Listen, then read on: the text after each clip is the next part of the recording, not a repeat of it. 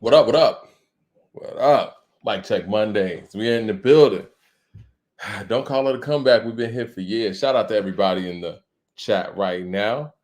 Man. There's a whole lot to talk about. Happy birthday to Kendrick Lamar.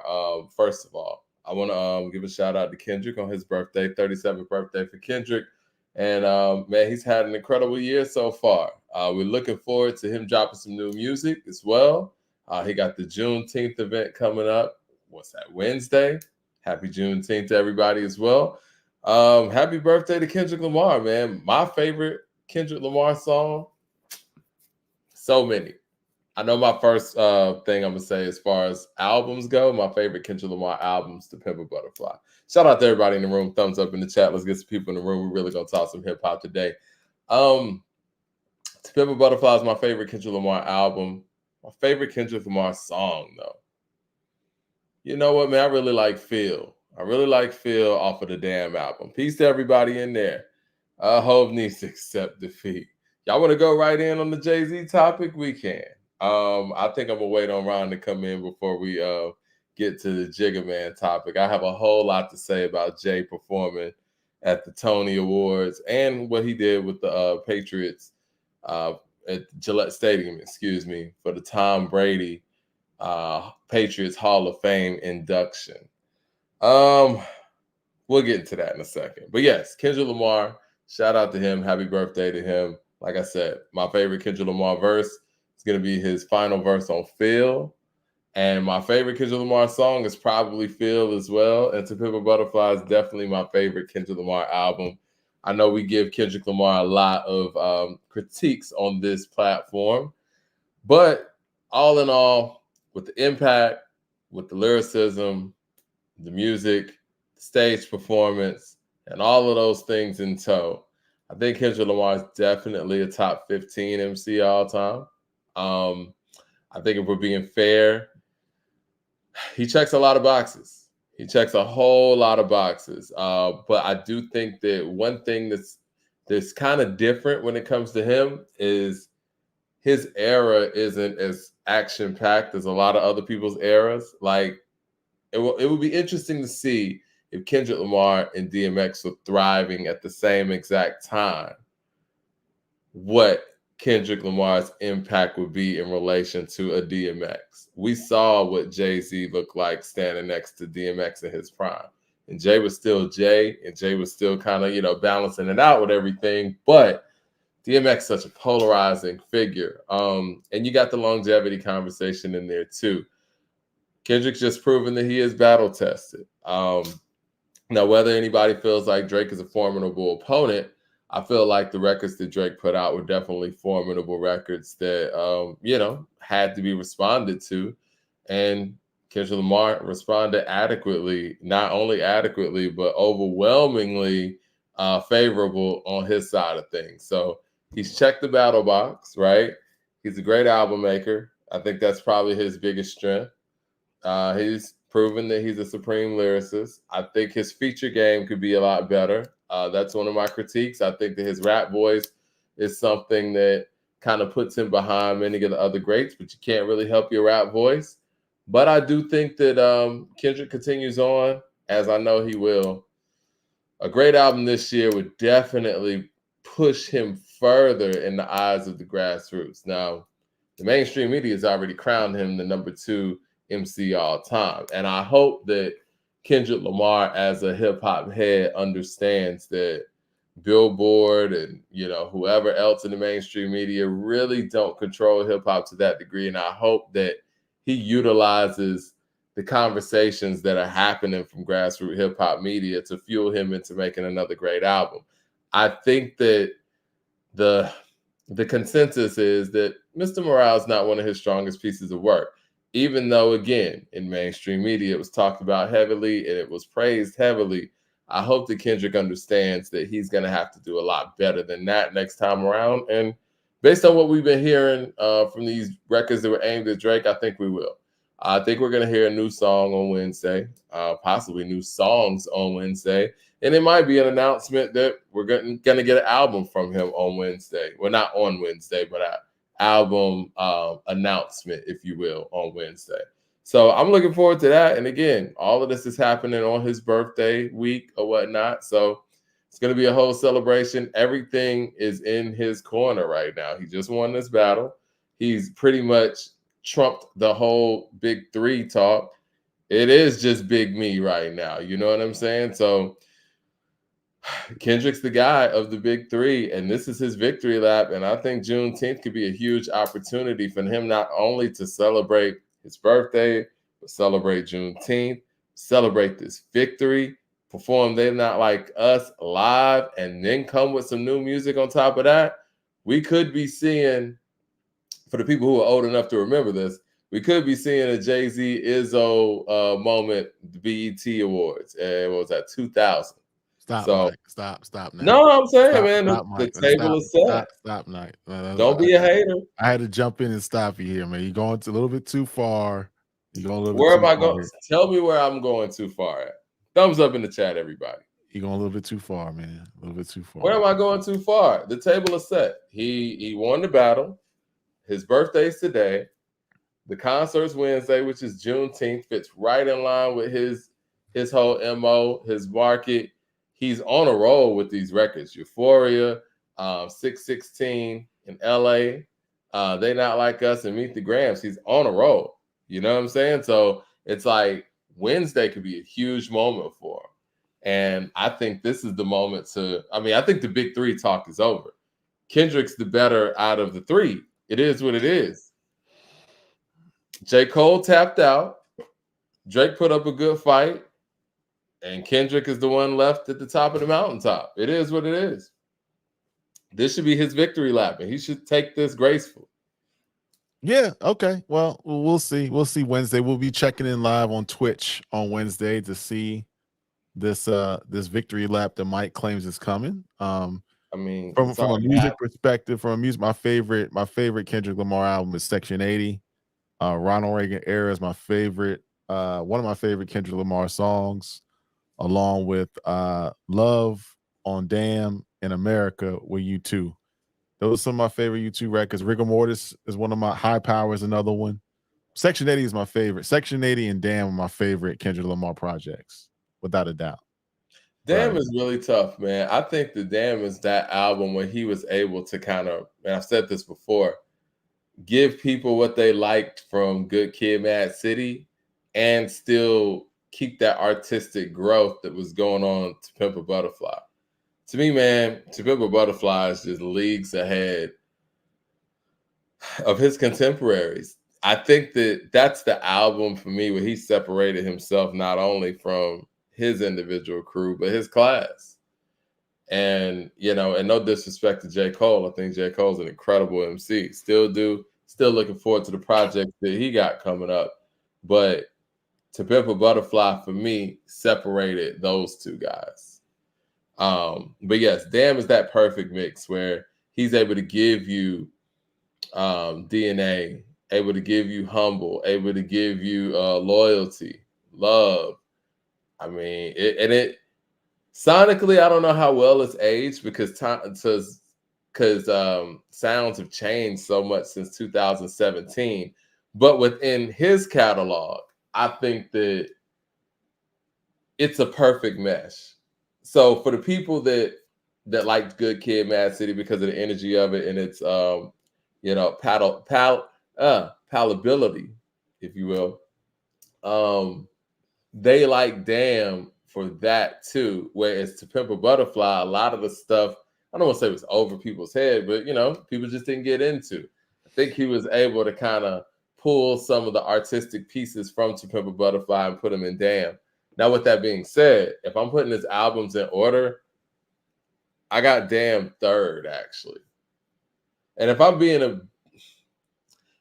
objective for everything that people say about Good Kid, Mad City or whatever, I guess it's got to be number one. But to me personally, I think To Pimp a Butterfly is his best album. I think Good Kid, Mad City's number 2. I think Damn's 3. I'm going to go Section 84. I'm not counting Overly Dedicated and all of that stuff, just for the sake of this argument. And then I'm going to go Mr. Morale after that. Yeah, a lot of people in the comments said I'm hating. I'm not hating. I don't hate anybody. I congratulate folks, man. I'm not a hater. No hating bones in my body, but I would have it in the opposite order. For me, my favorite. I'm not saying the best because I'm not going to rate them because people say, Good Kid, Mad City is one of the best albums of the last 20 years. I would say, me personally, I like the way that he's coming at Section 80. It sounds like a raw artist. It sounds like an artist that's trying to find his voice, especially on Ronald Reagan era, right? And on songs like Rigor Mortis and High Power. He's not using that processed vocal flow. It doesn't sound overly produced. It just sounds like somebody just rapping and spitting. It's just a raw energy to Section 80 that I like. And Damn kind of comes full circle, even though it has a lot of polished records on it. You know what I'm saying? But to me, he sounds a little bit more stripped down on Damn. It's more of a Damn to me sounds more of like a personal record. As for To Pimp a Butterfly, sounded more conceptual. And then Good Kid, Mad City is more personal as well. But it seems like it was heavily produced. Damn seems a little bit more raw to me. And it kind of takes me back to Section 80. That's why I like those two albums more so than The Pimp a Butterfly. And Mr. Morale didn't like at all. To Pimp a Butterfly was a little bit, maybe my IQ level is not there, was a little bit too over my head. And then I went back and listened to Super Duper Hit Me last week and was like, yo, go back and listen to Good Kid, Mad City. I went back and listened to it. To me, it just sounded overly. It just sounded. It's a good album. It's a great album, but to me, I just like Section 80 better because it's more of a raw element to it. If that makes I sense. loved ADHD on Section 80. That's actually one of my favorite Kendrick songs. Rigor Mortis is one of my favorite Kendrick songs too. I mean, what he was able to pull off flow wise and lyrically on there, that's what really kind of raised the eyebrow, right? Like, yo, who is this guy? You know what I'm saying? Like, because that was the first time I had heard of him. Melvin actually put me on the Section 8. It's like, yo, you got to listen to this Kendrick Lamar project. And so yeah, I love ADHD on Section 80. I'm gonna have to change my favorite Kendrick Lamar song to Money Trees. I think my favorite Kendrick Lamar verse is on Phil, the last verse of Phil. But Money Trees, that shit's crazy. That's a dope record, man. And I think his best record or his best single is Bitch Don't Kill My Vibe. It's a great without record. a doubt, without a doubt, without a Great doubt, without a doubt. But now that's then. Now is now. Wednesday, the pop out. I think he's gonna be ready. Are we expecting new music? And if we don't receive good music, if we don't, no, it's not good music. If we don't receive new music, do you think it's a missed opportunity? Oh yeah, I definitely think it's a missed opportunity if we don't receive new music because I think that after Mr. Morale, he needed, no pun intended, a boost, a morale boost, and I think that this Drake back and forth has given him that edge and given him that level of a boost where not only did it spark the interest of the public, obviously everybody's talking about this, right? Not only did it spark the interest of the public, but it also has given him a rhythm. You know what I'm saying? Like he's in a rhythm right now where he's making some dope records. He's rapping at a very high level, and now everybody's watching. So yeah, if we don't get any new music at this point in time, I do think it's a missed opportunity because now everybody's listening. It's on Juneteenth, right after your birthday. Just won this battle. There's no more big three talk. You've already proven that, in this moment, you're above the other two guys that they mentioned you with. Now go ahead and finish the deal. It's just like Boston tonight. You got to close the deal. And I think that if Kendrick fails to close the deal on this concert and put out some new records or have a release date or something like that, Drake's coming.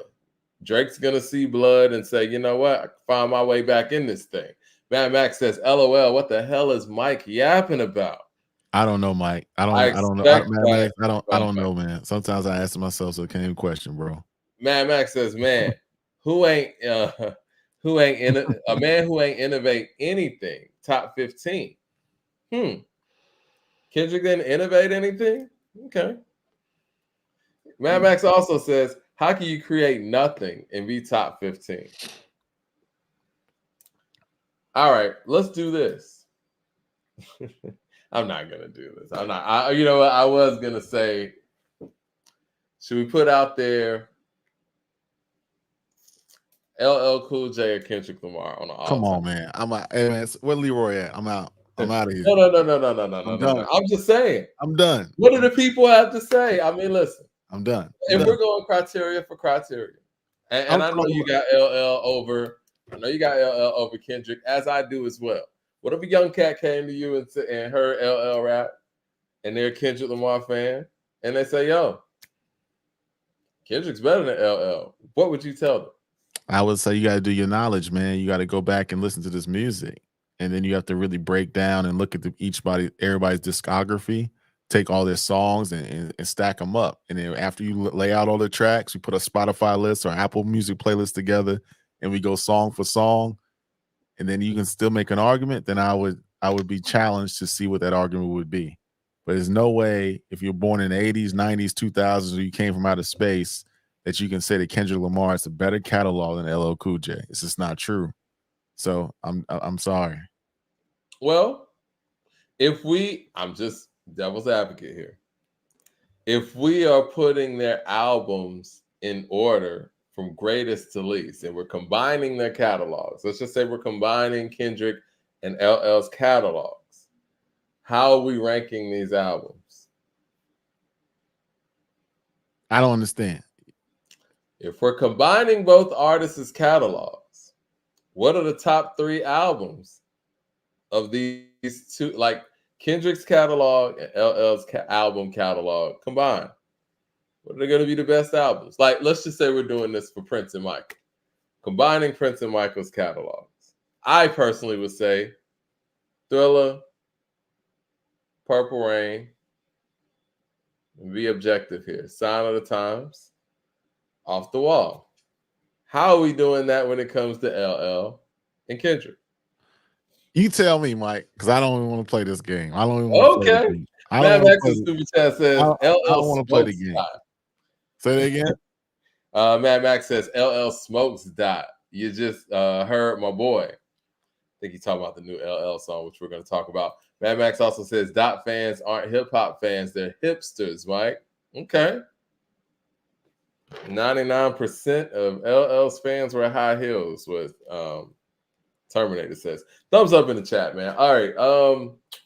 Listen, I'm just playing devil's advocate here, and I love the new LL record. You and I were talking about this. What was this? Friday?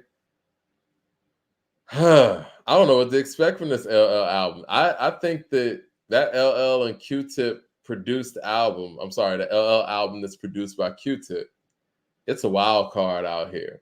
I think with the single out there, it's actually going to drop, which is big for me to say because, you know, I love Q-Tip to death, but the albums don't come out. I'm still waiting up for the last Zulu for 10 years.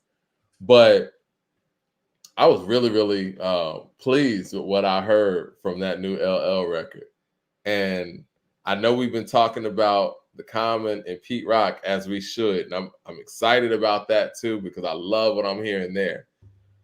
But this LL Cool J and Q-Tip album, this is a wild card, man. Because, and I say that because we're hearing a single like this, which is kind of on the hardcore tip, if you will. It kind of gives you like a Griselda vibe, really, if we're being honest. Like I could easily hear West Side Gun or, you know what I'm saying, Conway on this record, production-wise. And so I didn't expect to get that from LL and Q-Tip. But then you think about the capabilities of these two incredible artists. Q-Tip did produce Vibrant Thing with Dilla, and he performed it. You could get a record like that from an LL Q-Tip collaboration. You can get a record like this.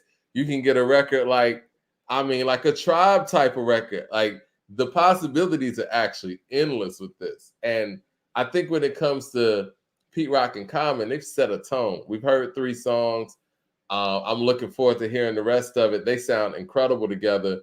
And I think the combination of those two guys, especially with the tone of Common's voice and flow, it puts you in the mind of CL Smooth, right? So it's like, I'm looking forward to hearing like an updated, you know what I'm saying, 2024 version of that, right? But with this LL and Q-Tip thing, there's a lot of unknowns here, which could be great and which could be bad too. But I like the whole element of unknown when it comes to those two guys.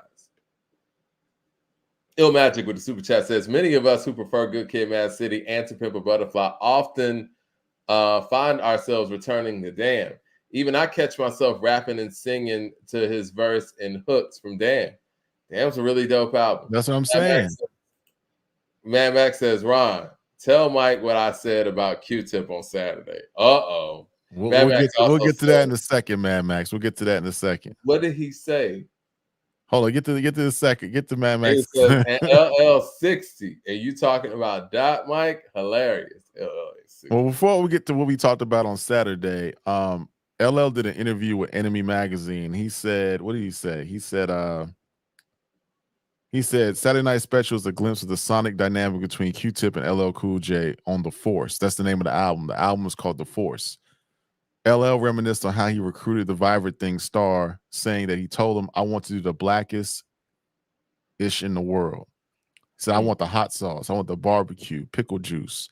I don't care where we're doing curry chicken, fried chicken, rice and peas, or potato salad, whatever it is.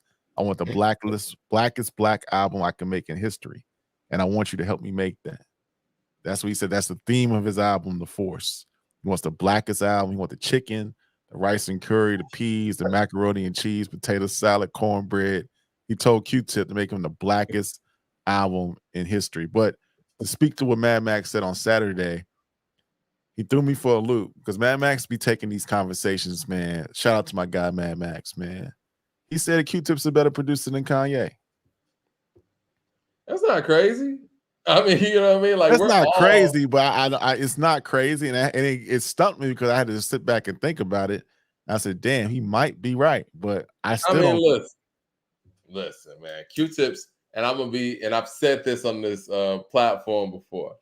Q-Tip is my favorite hip-hop artist of all time. We're all, to some degree, sons of Q-Tip. Pharrell is. Kanye is.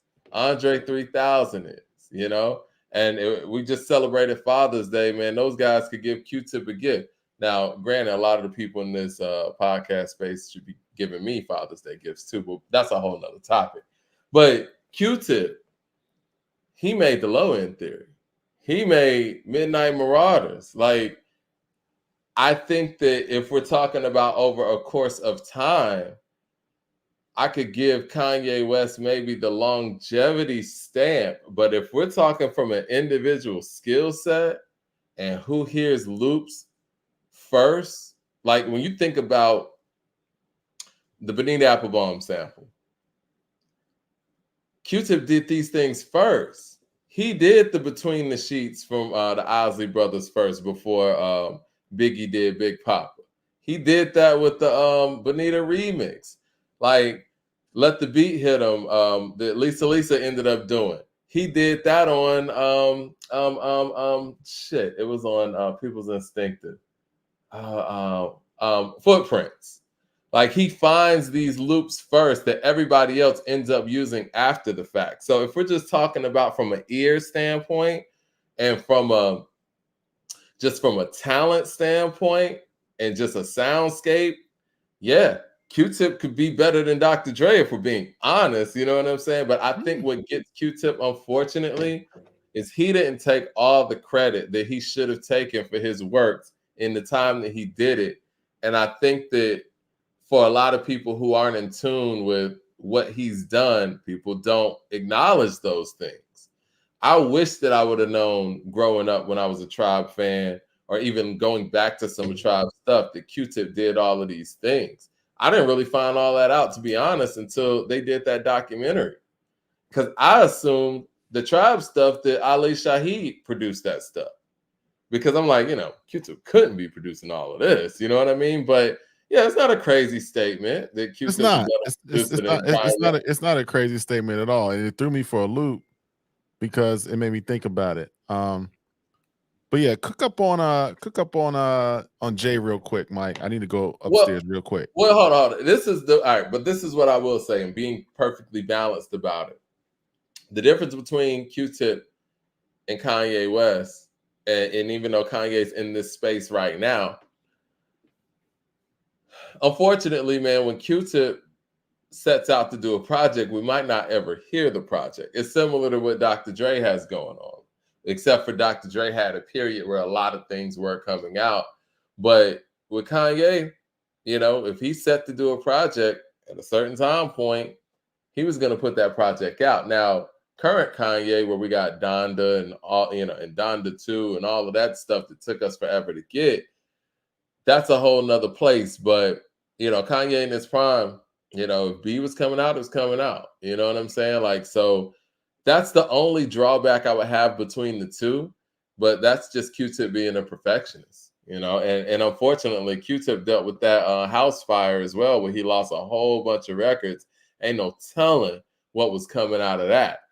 Jermaine Johnson with the super chat says, Mike, your favorite rapper Crack floated on that new LL record.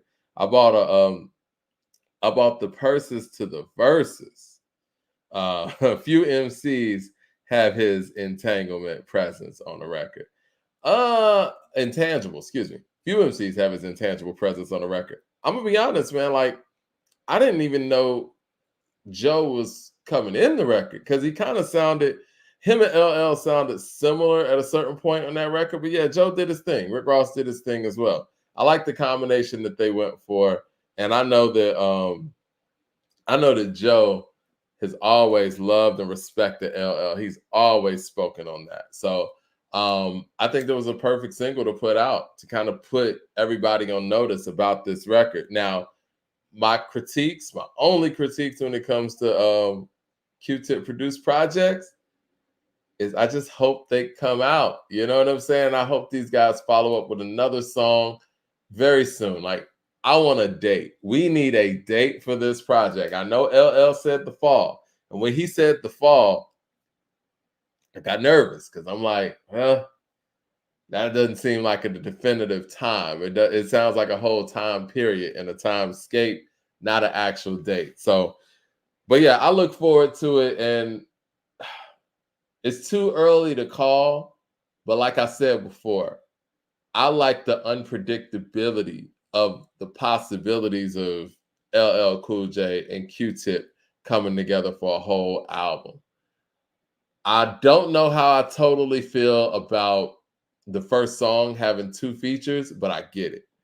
That's the difference between, what Common and Peter cooking, because this feels like it's just them. They feel like a duo right now. And I don't know if the LL and Q-Tip thing is going to feel like a duo in that sense, because we've never really seen LL paired up with anybody. He's like the ultimate soloist. Of course, he's had Cut Creator and people like that DJing, but LL never really, had a partner, if you will. So I don't know if this is going to give us that feeling, but I look forward to the possibilities of it. And again, we still got that Nas and Primo waiting in the wings too. But the other thing I wanted to talk about, Jay-Z planning a comeback. Man. As we know, Jay-Z went out there and performed at Tom Brady's Patriot Hall of Fame induction.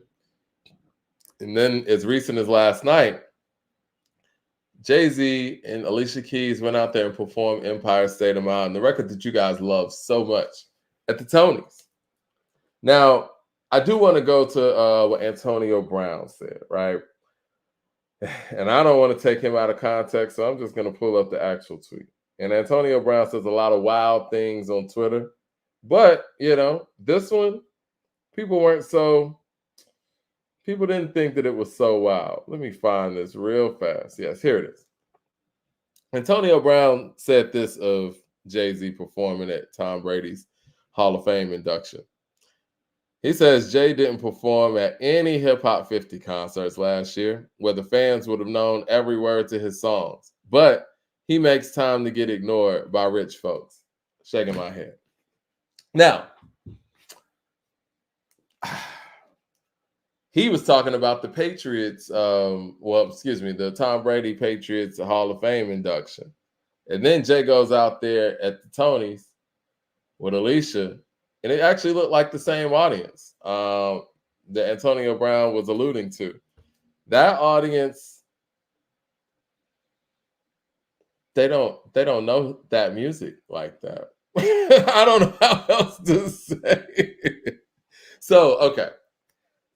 Well, it was a musical. The first thing we need to tackle. It was a musical, Hell's Kitchen. So I think that song's a part of the musical. So they might have known that song. Might have known that song. Let me ask you this, man. Outside of Annie, does that crossover audience really identify with any of Jay-Z's records? I mean, you talk about crossover audience. I know that they used Run This Town in a lot of TV ads. That was used a lot. Kanye's on there. I'm trying to think what other. Dirt Off Your Shoulder was used by political folks. President Obama used that record. Okay. I don't think that's a crossover audience because I think that Obama used Dirt Off Your Shoulders to kind of blacken things up, to kind of be cool and stuff. PSA. I mean, Tom Brady used PSA as his interest theme for the last since 2012. So, I mean, people. I mean, those records, Hard Knock Life, PSA, Dirt Off Your Shoulder. I think Beyonce made them cross over a little bit. I'm talking about his music. I don't think PSA is a quote unquote crossover record. I think if they know anything from Jay, it's Big Pimpin'. And again, that's a collaboration. And again, that Hard Knock Life thing, that's Annie. You know what I mean? Like, saying all that to say, I think the audience that Jay continuously plays for, as Antonio Brown alluded to, doesn't listen to his music. I mean, how could they? He doesn't speak that like you see it all the time. Like, people in that audience, they'll call him overrated because they don't understand his stories. But but you've seen Jay-Z perform at Glastonbury. He's performed all over Europe. He's performed. Look at his sets when he performs at those on those stages. But see, that's my thing with Jay, and I love Jay. But it's like he fights to perform on those stages because in his mind, I think that performing for those audiences is the accomplishment. But no, you know what I'm saying? Is he fighting to perform on those stages, or is he invited to perform on those stages? He's pushing to perform at those stages. There's a difference between fighting to perform and being invited to perform on those stages. You think he was invited to Glastonbury like that? Yeah. He headlined the Cold Festival, Mike. You don't think he fought for that? You think he did that? You think he fought for that when you had artists that were going? You think he just showed up and flew over the United Kingdom? I think he fought for that. He plays this Jackie Robinson game where it's like folks didn't have to let him do that. I mean, he was at that time. What was that? 2009. What was that? He did Glastonbury. 2009, 2008. He was one of the biggest stars in the world. What's the record? Well, I think 2000 at that time was it was Blueprint 3 out at the time. Exactly. But I'm saying, like, what's the record? Like, I don't doubt Jay's career. Like, Jay's career is incredible to me, but I'm a hip hop fan. And so I think his strongest records are his records that didn't hit the radio like that. And I think some of his strongest singles are the ones that were bangers in the hip hop field. But those records that quote unquote cross over, which really weren't too many, they aren't records that actually stick with that audience that it seems like he is continuously pushing to perform for. That's why even when he does concerts, I mean, I would love to see Jay, but the thing is, man, it's like I don't know what his set list gonna look like if he's pushing for a certain audience to be out there. Like, Man, Mike, come to the street. No, man. he's not pushing for no audience, Mike. He's not pushing for no audience. He's just he's getting invited to do his thing. All right, man. I'm just gonna, like Malcolm and them would say back in the day, I'm just gonna keep it plain. Come talk to the people, Jay. You know what I'm saying? Like, we get it, man. You up there. If you gonna come back with some new music or whatever, you gotta come talk to the people, man. Jay hadn't talked to the people in a long time. You gotta be real about that. Jay and we have Elliott Wilson out there saying a lot of right things about a lot of artists, talking about how they don't come talk to, you know, black media or hip hop media. But Jay's one of those guys too. And not That's only not does Mike. he not talk, Come on. I'm not gonna be a Jay-Z apologist. Not That's only not does true. he not talk in the interviewing sense, but musically, he doesn't talk to the people anymore. He doesn't. This is true. He doesn't. Mike, niggas at the Tonys, man. That's cool. It's cool. And you did nothing for Hip Hop 50. And you know what? At the end of the day, I get it. You're up here and this and that, but everybody owes their careers and where they're at to hip hop. You're not bigger than hip hop because hip hop got you to where you are. And you accomplished a lot of things, which is incredible. But to not give back to the thing that actually got you there, no, but you're at the Tonys? Man, come on, man. We got to keep it real. Again, man. Mike, I gotta give the people. I gotta give people some context here, Mike. I understand what you're saying, but let's give people the context, right? Tom Brady is a friend of Jay-Z. He's getting inducted into the Patriots Hall of Fame. He's been walking out to public service announcement for over about 15 years. That was his theme song. He invited Jay-Z to do that, and Jay-Z did it. Okay, homeboy called you to do a solid, you're gonna do a solid. The song Empire State of Mind is used in a musical that's on Broadway called Hell's Kitchen about Alicia Keys' life. I think it might have been nominated for some Tony Awards. She asked him to do this. The song's in the musical. She asked him to do it, and he did it. I don't know if Jay's ever performed at the Tony Awards. I think Beyonce has, but he did it. So I'm not going to knock an artist for going out and doing artistic things. He did the Tonys. Common's done the Tonys. He's not the only hip hop performer that's ever done the Tonys before. So But Common went out there and did things for Hip Hop 50 too. And again, I agree with Kanye didn't do anything for Hip Hop 50. Did Dr. Dre do anything for Hip Hop 50? Did MC Hammer do anything for Hip Hop 50? There's a whole lot of artists that didn't do things for Hip Hop 50. So calling out Jay, MC Hammer said why he didn't do what he didn't do, and that's cool. But again, you don't think Jay-Z got invited to anything? You want to talk about getting invited to let me finish real quick. So you're telling me your friend Tom Brady wants you to come out there and rock, you know what I'm saying, for him to get inducted into the Patriots Hall. And I get that, man. You know what I'm saying? He does business with the NFL. He does business with these guys. I get that. It's a business situation. He didn't seem like he really wanted to be out there at the Tonys. Let's be real, man. He had do-rag on. You know what I mean? Like, you really want to be out there. So you're telling me that invitation that was extended for him to go out there at the Tonys on some Broadway type play stuff is probably more important than any of the invitations that he got to any Hip Hop 50 event. Let's think about the last time we've seen Jay perform, and I think we're missing one. I think Pharrell invited him to Paris for the Louis. Oh, yeah, he did that too. Yeah, he did that too. That's his friend. Again, he did the Louis Vuitton thing for his friend, taking the head directing of whatever they call it, the fashion director, whatever Pharrell's doing in Paris, running the fashion brand or whatever. So he had no friends to ask him to do a Hip Hop 50. I don't know. All I know is other artists didn't do Hip Hop 50. I didn't see Dr. Dre do Hip Hop 50. I didn't see Kanye West do Hip Hop 50. Well, Dr. Dre doesn't do a lot of things. Ice Cube do Hip Hop 50. Did I see Ice Cube out there? I don't know. Ice Cube's always out there performing. We're talking about Hip Hop 50, Mike. Let's not change the goalpost now. You talking about Hip Hop 50. I'm not moving the goalpost. I'm answering your question. He did Hip Hop 50 in the Bronx. He did that event with Nas. He did that. Okay. Well, Dr. Dre didn't do it. and then Kanye didn't do it, MC Hammer didn't do it, and Jay-Z didn't do it. So that's all I'm saying.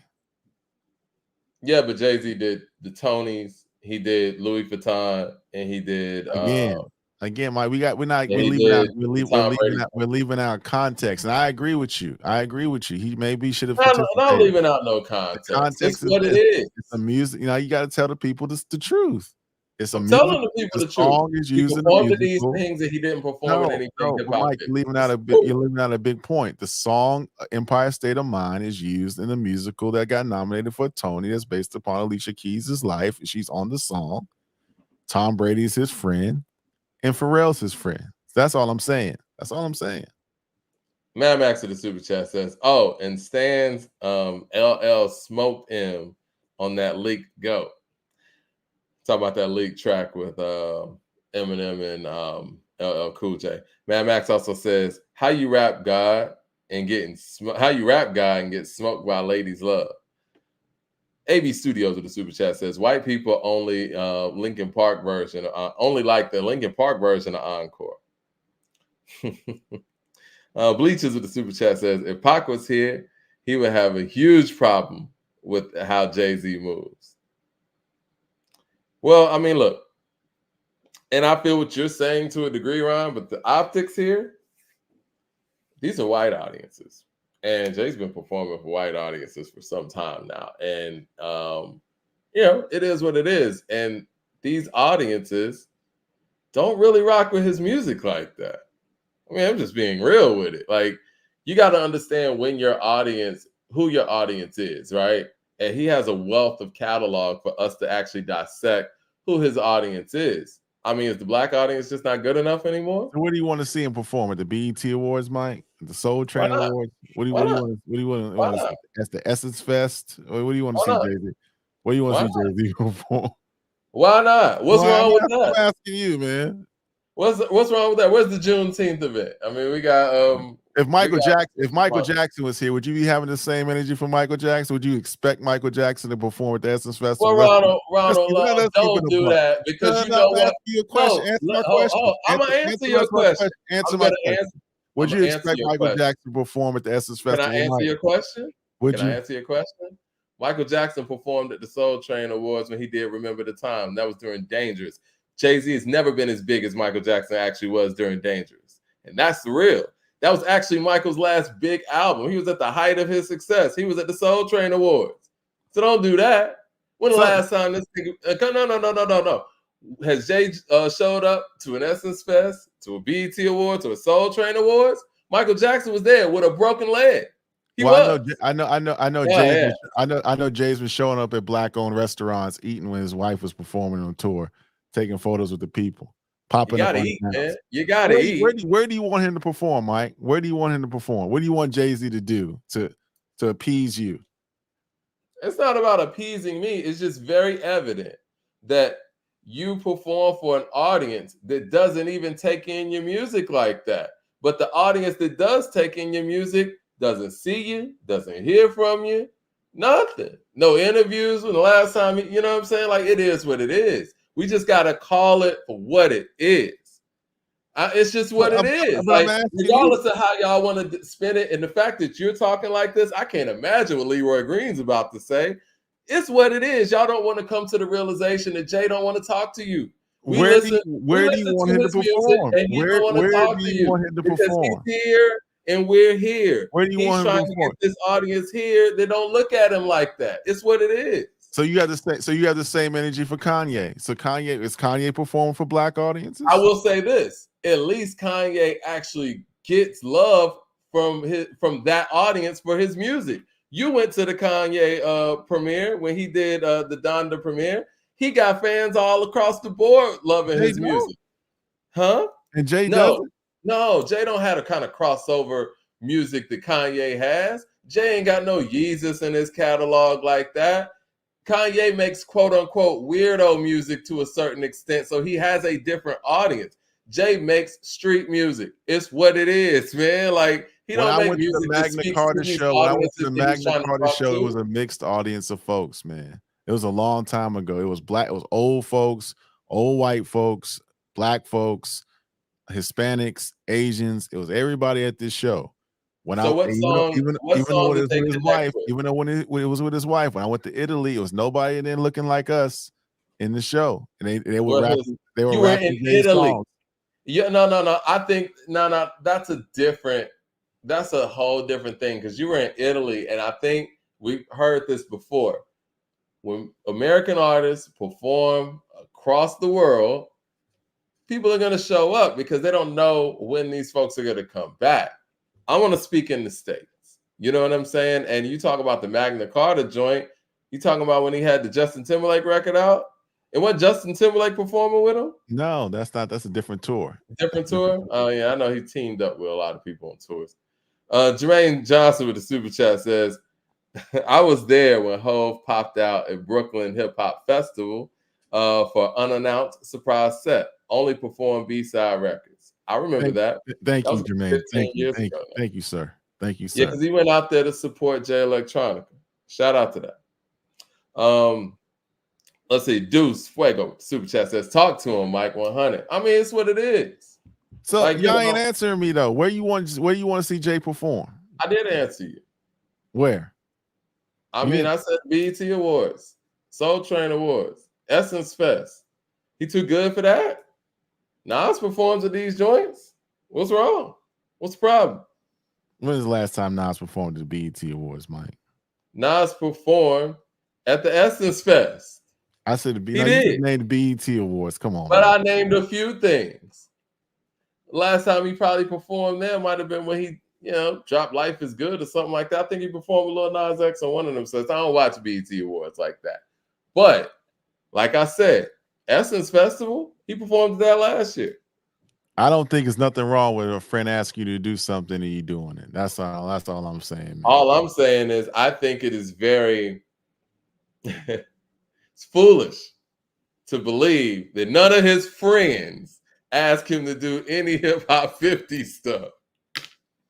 You know what he did? Oh, time out, Ron. You know what he did for Hip Hop 50? He did the Book of Hove at the Brooklyn Library. He made a shrine about himself. That's what he did for Hip Hop 50. I'm sorry, I missed that part. Yeah, for Hip Hop 50, he made a shrine of himself at the Brooklyn Library. Man, he did the Book of Hove. That's what he did. It sounds a lot of Jay-Z hate, man. I'm not a Jay-Z. I'm not a Jay-Z apologist. I'm not a Jay-Z. I'm not a Jay-Z apologist. He put a exhibit in a library that was in a neighborhood that he grew up in, and you think that's somehow wrong? It's somehow crazy. No one said that was wrong. I think that, again, it's not me to critique. It is what it is. I'm just calling. I heard the exhibit was nice. Like. I heard people that went. I heard the exhibit was nice. I'm sure it was, but you don't think that for Hip Hop 50, and like you said, it's about the neighborhood, it's about Brooklyn, about getting people signed up for library cards or whatnot. You don't think that opportunity could have actually been utilized to shine a light on hip hop's overall history as opposed to one man's history on Hip Hop 50? Let's be real here. I mean, I get what you're saying. Yeah, it was nice, but it was also about him too. We would be remiss to sit here, or we would be foolish to sit here and act like it's not. You know what? There was a huge opportunity to go out there and say, you know what? I want to do this Hip Hop 50 my way. I think that hip hop has a level of consciousness that people might not be hitting right here, and I want to get some of the unsung heroes here. He could have done that in that exhibit, but the Book of Hove was about him. It is what it is. And nobody else. Not even the Rockefeller family, for real. It is what it is. It is what it is. What I'm saying is Alicia Keys asked him to do the song. This is not like these are one-off performances that don't make any sense. He doesn't do performances, man. He just doesn't do them. Who doesn't do performances? Jay hasn't done them in a while. The nigga was out there in the do-rag at the damn Tonys. Don't tell me he don't do performances. You're missing the context, Mike. He was at the Tonys because the song is used in the musical, Mike. That's what it's used. It's not like he just popped out of nowhere. You act like he just came from the Tonys, just came from a helicopter, jumped out the sky, and with a do-rag on and jumped on the stage. That's not what happened. You got to give the people the context of what's happening. Well, you know what, Ron? There's two different songs here. We got to be truthful here. I'm being truthful here. There's two different songs here. Alicia Keys has her own version of this song where it's just her. That's the one they used to play on R&B radio. You know what I mean? I'm sure that in her film, or not film, excuse me, in her play or whatnot, that's about her life, that could have been utilized if he doesn't perform. You know what I'm saying? Like, if he doesn't feel moved to So Jay was perform, supposed to say he no. wanted He was just he he's supposed to. wanted to. Don't sit here and act like they pull Let me his ask leg you. to So he perform at was the supposed to Tonys. decline He the wanted to performance. perform at the Tonys, bro. He's supposed to decline. He's supposed to. So he calls him up. Say, Jay, you want to perform? He calls people up, his manager up, or Rock Nation, or his handlers, because he might have handlers because he's so big, right? Whatever the case may be. He was supposed to turn down the invitation. So I just don't want to do it because the people might not think I'm real enough. I'm not connecting with them, so I'm just not going to do the show. Yeah, he could easily done that, just like he turned down the Hip Hop 50 stuff. He wanted to do this. You act like no, you didn't answer my question. Like, you didn't answer my question. I said you didn't answer my question, Mike. No, let's not skate to another thing. You didn't answer my question. I said he gets the phone call from the people that are doing the Tonys and say, "Hey, Jay, I think it'll be really great. We're using your song in this musical. It'd be good if you popped up at the Tonys. I've never done the Tonys Award before. Would you like to do it?" You're supposed to say, you would say no. Time out. Which one is it, Ron? A friend asked? No. Which one is it? No, I'm gonna answer my question, Mike. You didn't answer you answer my question with another question. I'll answer your question and then I'll follow up. You answer my question with another question. I'll answer your question, then I'll follow up. My answer is yes, he could have declined just like he did the Hip Hop 50 event. Now, I said, should he have declined? I didn't say anybody could do anything. I said, should he have declined? That's what I'm asking. Sure. Yeah, if you ain't gonna do the Hip Hop 50 stuff, doing the Tony shit for it. But anyway, so which one is it? Did his friend ask him to do it, or did the Tonys ask him to do it? Because that was your narrative. I wasn't part of the conversation. Friends asked him to do this stuff, or was it the Tonys? I don't know. I wasn't part of the conversation. I will say this though: this jacket is fresh. This jacket is fresh as hell, though. I will say that. Oh, it's pretty dope. That's a pretty dope jacket. I like that. Ray Johnson with the super chat says a few years ago, Hov did an entire night of B-side records at Webster Hall in NYC. Now, Webster Hall is not really the streets like that, but I got you. What venue is the streets, Mike? Let's come on, man. You just giving these buzzwords, these woke buzzwords for the people. I'm gonna keep it a buck. What venue is the streets, Mike? What venue would be appropriate for Mike? Where he's supposed to perform at the Bounce or something in Atlanta? What's the or the Shake Shack? What venue is the streets, Mike? Like you keep trying to say what the streets, and Webster Hall is not the streets. So what venue is Jay supposed to perform at to your liking? I think Webster Hall is a cool venue, but you say it's not the streets. So what venue is the streets? And I love Webster Hall. Let's keep it a buck. You said the venue. You want to know what venue is the streets? The Ticketmaster selling ticket and Live Nation selling. What venue does Live Nation selling ticket with that constitutes as the streets? Well, you know what? The Apollo Theater. Drake even did a performance at the Apollo Theater. So is the Forum the streets? That's the streets. They're selling tickets at the Forum at the pop out. That's the streets. I think June. Is that the Compton Community Center? Is that a venue that's at the streets? It's definitely not. But it's definitely not. But actually doing it on Juneteenth, I think there's some credence to that. Okay. All right. I mean, I'm just saying, man. Again, my only point here. Pearl Jam, Bruce Springsteen, U2, they play at the Apollo. The Apollo is really not the streets. If you've been to let's keep it real, man. And I'm glad you mentioned these people. These are artists that I feel like Jay's kind of been trying to chase artistically for a long time now. Musically, it's not U2 or Coldplay. It's not. I love Jay, and I think he's the second greatest MC of all time. And for a long time, I said number one.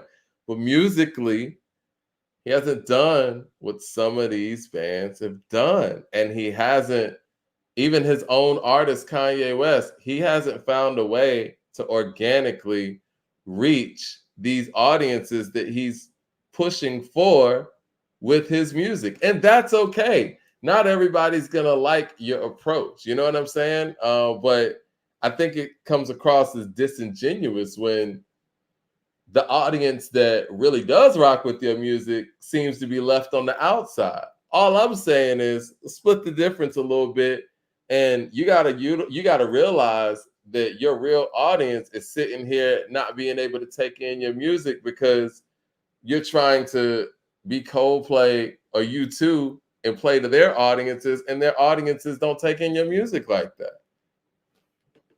I don't know, Mike. I just don't understand. He hasn't performed. He hasn't performed. Mad Max has a problem When with did 444 come out? I mean, he ain't been. You trying to throw some shit on Jay-Z? I love Jay. He hasn't done in years, Mike. I mean, this is not a new phenomenon. He hasn't been doing shows in God knows how long. Well, he hasn't really made music that has connected with us for a very long time either. And that's a whole nother conversation. But Mad Max says, LOL, chill, Mike. Hove is U2 in hip hop.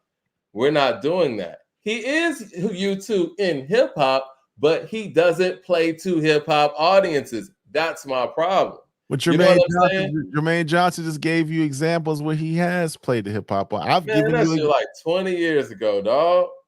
I'm just being real, man. Hip Hop 50 happened last year. There was a huge opportunity. It's 2000. It's 2024, right? I do. And you know that 444 came out in 2017, right? Correct. That's 7 years ago, right? What happened then? I don't think he really did he tour on that record? I think he did some spot dates here and there. I don't think he really toured that out. I want to see that. I mean, I would say that respectfully, man. He's 54 years old, Mike. What do you want him to perform? What do you want him to what okay, you're the musical director of a Jay-Z show. What do you want him to do with the braids and a damn do-rag and a Louis Vuitton jacket on? It's a good question. What do you want? That is a great question. What do you want to see him do? Proving my point. What do you that want is a great question. You know what you can expect from Jay-Z? You can expect this 55-year-old man with a do-rag on that's married to the biggest pop stars in the game to do what he's doing now. Pop up sporadically on some shows, do the Tonys, perform for a friend. You know, he's like rent a MC. You rent him out, he pops up, but you expect him to shave his hair, put a Yankee hat on, and do some old records and hook up with Timberland and DJ Premier to put out another album for the streets. It's not going to happen. This man, he's past that. It's 2024. He's past that. He's done. He's been done since 2017. That shit that he did with Khaled, that shit he did with Khaled was whack. That song with him and Nas, that shit was terrible. What else? God did was whack. I mean, it's over. I would argue he's been done for about 15 years. You're trying to hold on to something that's not.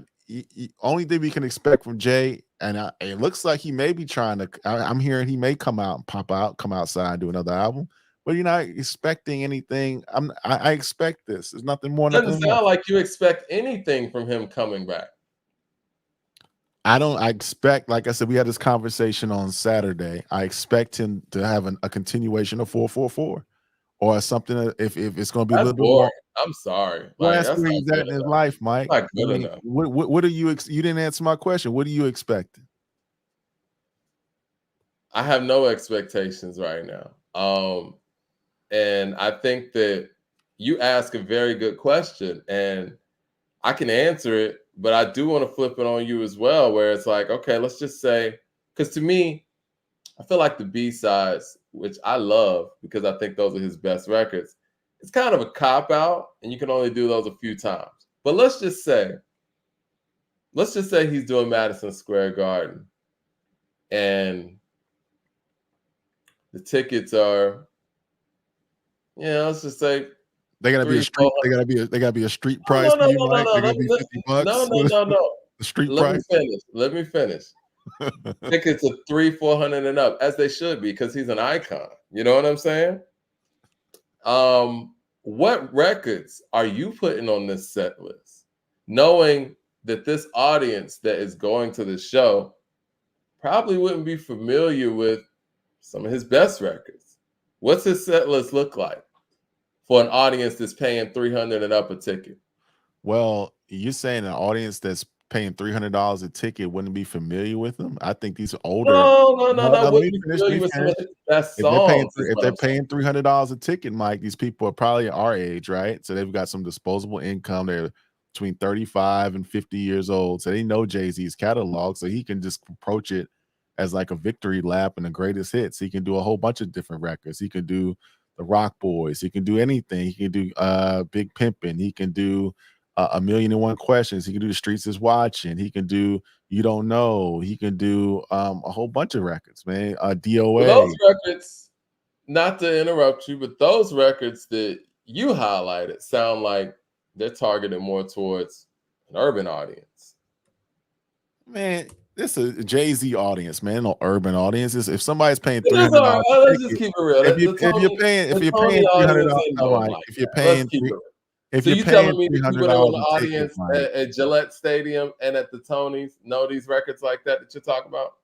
Mike, you're missing the point.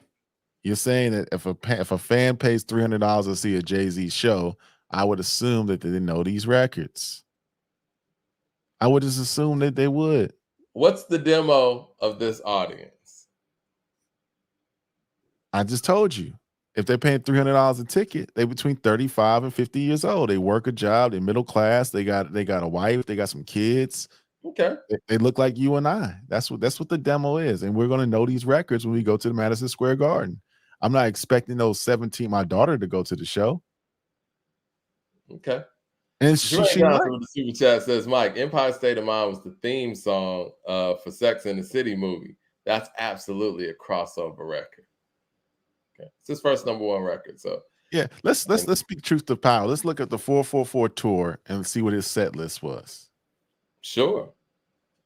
Hold on. Let's see what it was. I'm just telling you, man. I think you're holding unrealistic expectations. I'm just saying, man. No, it's not unrealistic expectations. What I'm saying is the audience that it feels like Jay continuously garners for doesn't know his material like that. So when Nas does these songs, these sets with when Nas is doing his whole Illmatic 30 tour in Europe, is that street? He's done the Illmatic thing. No, let's not talk. He's done that.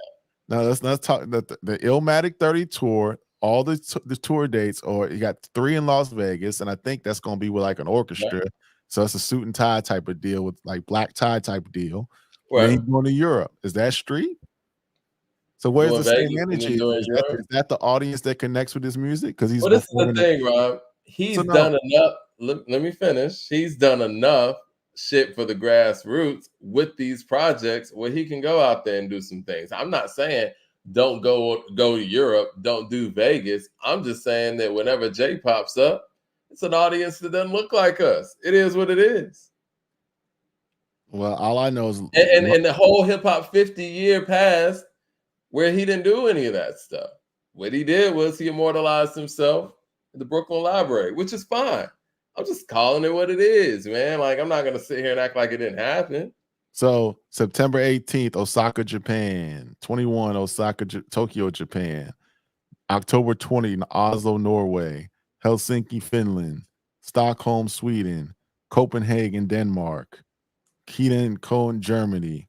Milan, Italy. Right. But you can say it about the streets though, Mike. Right. He just did a tour with Wu-Tang, man. But I'm saying, man. No. Don't sit here and act like that, man. Like you're acting like he didn't just do this Wu-Tang tour where he went to Brooklyn, he went to Nashville. He's touching hip hop audiences, man. Like they're not even gonna compare the two. Jay hadn't touched hip hop audiences for a long time. It is wrong for me to compare the two because Nas is still active in the game. Jay-Z's not active in the game, so you can't really compare. Well, I guess you don't believe in a comeback. Then. I believe that Jay wants to do a comeback. I think he would like to, but I just don't think the audience is too many obstacles to face. You got people like you and critics like yourself that says he's not street enough, and he's got to do it. It's not about being street enough, and I think you're taking something that I said and running with it. To be perfectly honest, somebody in the chat says Wu-Tang has a massive white audience. Yes, they do, and it's for the records that we identify with Wu-Tang for. I'm just saying that audience that Jay seems to want to galvanize in that way, doesn't rock with his music like that. I mean, would you sit there and say that Jay has a catalog that connects with a white audience like Wu-Tang's catalog connects with a white audience? I don't know. I Hey, can't. no. You know, I don't don't do know. that. You know, I don't don't do know. that. I've You never. know, I don't have a white audience meter to come gauge what on, songs. bro. You've been to a Wu-Tang I show. don't You've have a been to white. a Wu-Tang show. Don't do that. I don't have a We white both audience went to meter, Mike. I Wu-Tang don't have shows. one. I don't I've have been one. to a Wu-Tang show and I've been to a Jay show. I don't have a white audience meter. I don't know what they like or what they don't like. How I've seen, I've seen that Maybe most it's my years in radio that give me that meter. I don't know. would you be surprised that a lot of models go to West Side Gun shows? No, I wouldn't be surprised at that. 3-6 Mafia is another act that galvanizes a white audience just being who they are. Jay just doesn't have music that does that. And that's okay. Like, not everybody's going to do that, and it shouldn't be forced. I'm just saying that it seems like he's trying to force that audience that doesn't really identify with his music like that. And his set lists reflect that. I disagree with you, Mike. I don't think he's trying to do anything. It's 2024. He's not trying to do anything.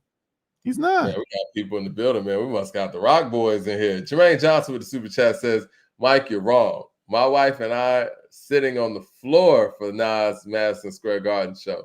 Tickets were far from cheap, and that audience looked like us. That's what I'm saying. What do you mean I'm wrong? Jermaine Johnson's right. Mike is wrong. Yes, he is wrong. No, what is he saying that I'm saying is wrong? He's wrong. I'm saying what you're saying. Nas plays to the audience that rocks with his music. Jay doesn't. Okay. Well, Copenhagen, Denmark. Let's go to the show and let's see how many people look like us in there. Let's it's see. Not about that. I think that when you're talking about internationally, people are going to these shows out of appreciation for the art and the lyricists, and they want to see them in the flesh because they don't know if they're coming back. And to be perfectly honest with you, Ron, like, I think from a lyrical creative standpoint, there are white audiences that rock with Nas more than they do Jay, because I don't think they get his stories in the way that he tells them. But when it comes to Nas, you can look at Rewind and be like, yo, that was really creative. You could look at I Gave You Power and be like, yo, that was really creative. I mean, it's just what it is. Like, I mean, I think we're doing some revisionist history here, man. We shitting on Jay's grave. We're pissing on it because he's washed up.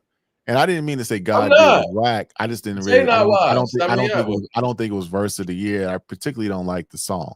That's just me. I think some of Khaled's stuff is over the top, and I thought Jay's verse was overly long. And I just, Wayne's verse was cool. It was okay record.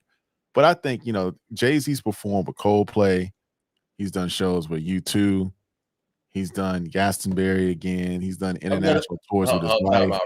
So him not connecting with white audience. Who was at these shows, Mike? Do you think those audiences like us? No, listen to me. Do you think those audiences that came to see Coldplay or U2 were really gung-ho about seeing Jay-Z out there? And I also want to know, what does his set list look like at a concert like that? Pull it up. I would love to. We'll do that. We'll do that. Because, yeah. Pull it up. I can tell you when I saw it in my own eyes, when he was with his wife, he was better that day. And his set list consisted of a lot of songs that we was better than Beyonce that day? He was. And I'm not on Rock Nation's payroll. I disagree with a lot of things that Jay has done. I'm just going to just be real. I'm not going to be a revisionist on this platform and say that he doesn't connect with different audience. You saw when he was on the BBC, when he came when American Gangster came out, he was in that lady's basement. I mean, you saw him on Jules. What's that British show? Jules Hollis. He does Hollands or whatever it's called. He's big over there, man, and it's okay. What songs, Ron? What songs, man? The songs that what songs do you think? Dirt Off Your Shoulder, Rock Boys. Man, please, man. Let's be real, I'm man. being That's for real. True, man. For real. Oh, LP with the super chat says the reason legends go to Europe is is they show more appreciation for the craft. What they lack in melanin, they make up for in the love for the culture. I agree with that 100%.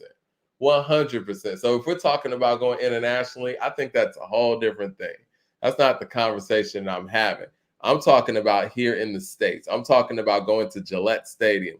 I'm talking about going to the Tony Awards, and these audiences sitting there looking at you like, I know these songs. You know what I'm saying? When you got niggas that really want to see you, never get to see you. And it's cool, man. Really That's just what it is. I mean, but nobody's really who's asking, I'm listening, who's asking for Jay? I gotta say that Who's asking for an icon to go out there and perform his incredible catalog of music? He's the number one MC of all time. Everybody calling him to go. That jacket is fresh, man. I'm sorry. I need to clean out my savings to get that. That's a dope jacket. I like it. I wonder what T.I. got to say about Alicia Keys' Gucci outfit. Anyway. Hey, man. I think he can come back though, and I think it needs to be a mix between American Gangster and 444. That's where he is in his life, man. What does the comeback look like?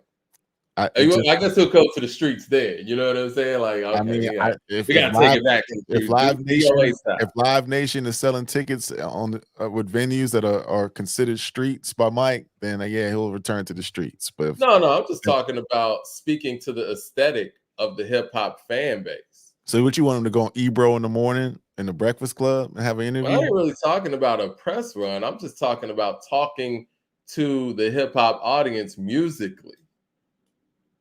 I mean, what do you mean? I mean, elaborate, Mike. What can he do as a 55-year-old man and talk to the hip hop musically? I think you can take a pattern of what Nas did with Hit Boy. Yeah, that's Nas, yeah, he can do that. And I think Jay is capable of hooking up with No ID, Hit Boy, Mad Lib, Kanye, Conductor. I think he can make records, Mike. You think I don't think he's incapable of making records. I'm never gonna doubt Jay to that degree. But I just think that he's so far removed from that pattern and that rhythm. When he made his best music, he made it in a rhythm. And he was coming out every year. We saw that once he started taking breaks, his music got, worse and worse, for lack of a better term. And I said this even when Kendrick Lamar took his break. I didn't expect a whole lot from Mr. Morale because he had taken a larger break than he'd ever taken. Even when we look at the break that Method Man took from Tikal to 2001, it's a big break. When you take breaks like that, it affects the music. And Jay, he's never taken a break this long. He made his best music when he was coming out every single year. And so, yeah, I do think he's far removed enough where it's hard for me to even think he's actually going to come back with an album. I don't think he's coming back with an album. You know what? I think Jay needs to do one more thing and to call it a day.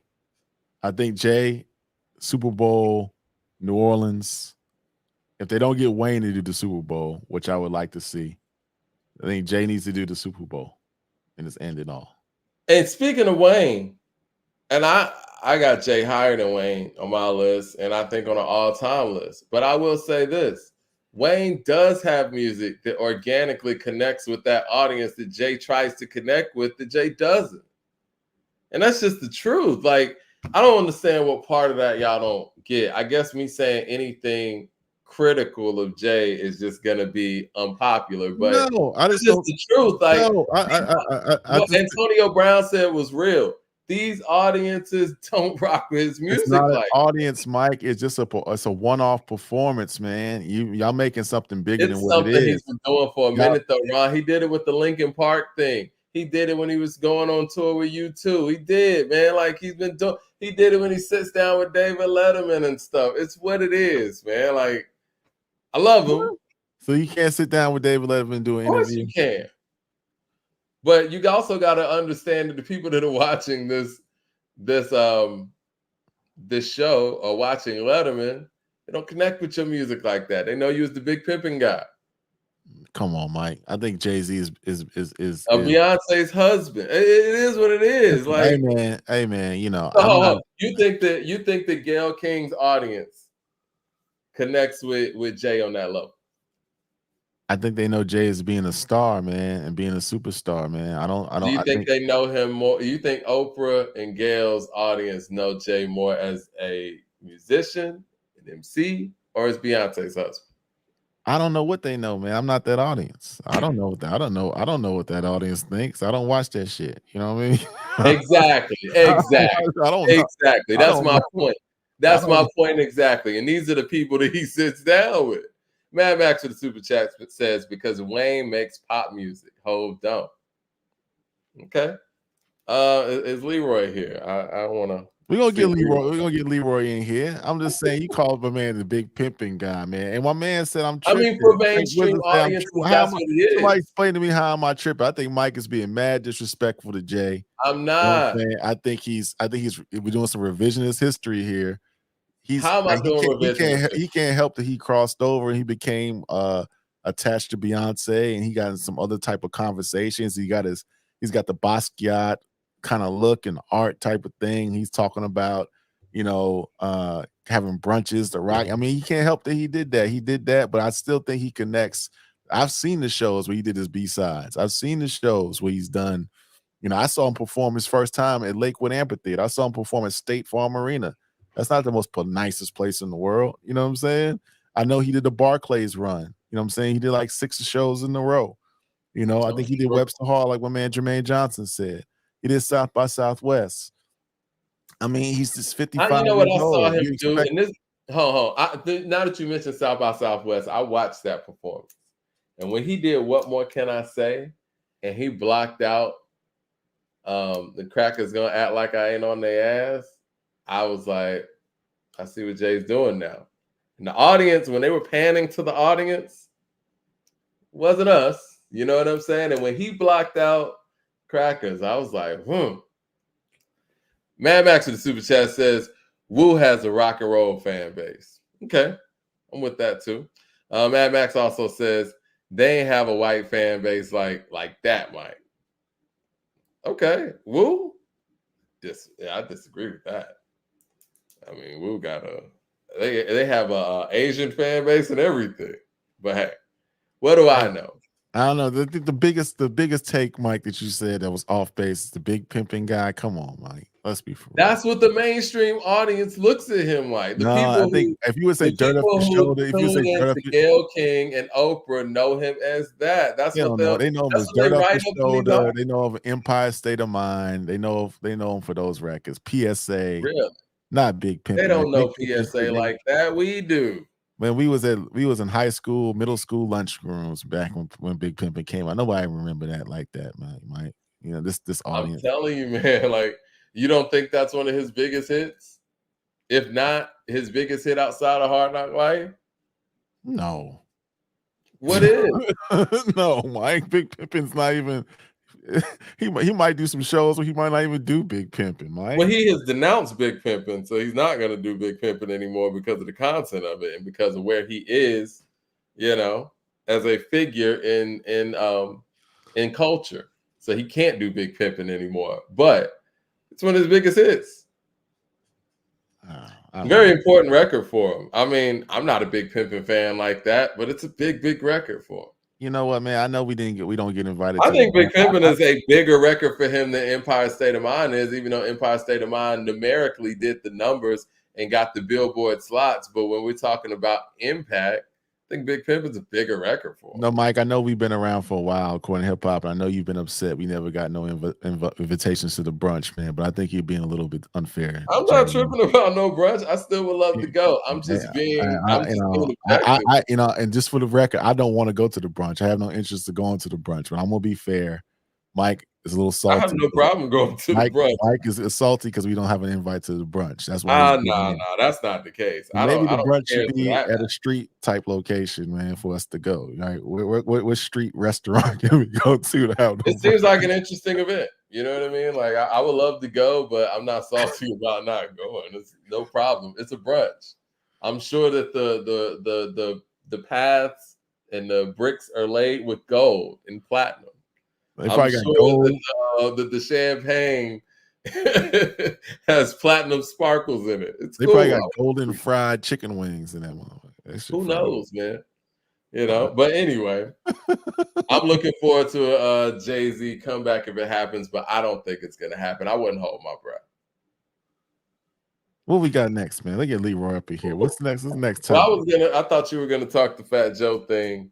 Before we go on that, I'm gonna play LL. I know we dug this to death. I'm gonna play LL. What he said about Jay, and then we can just let LL have the final word. I'm gonna shout it out to all you rappers trying to play mystery man. Stop fucking up your legacy. Get on this goddamn stage, man.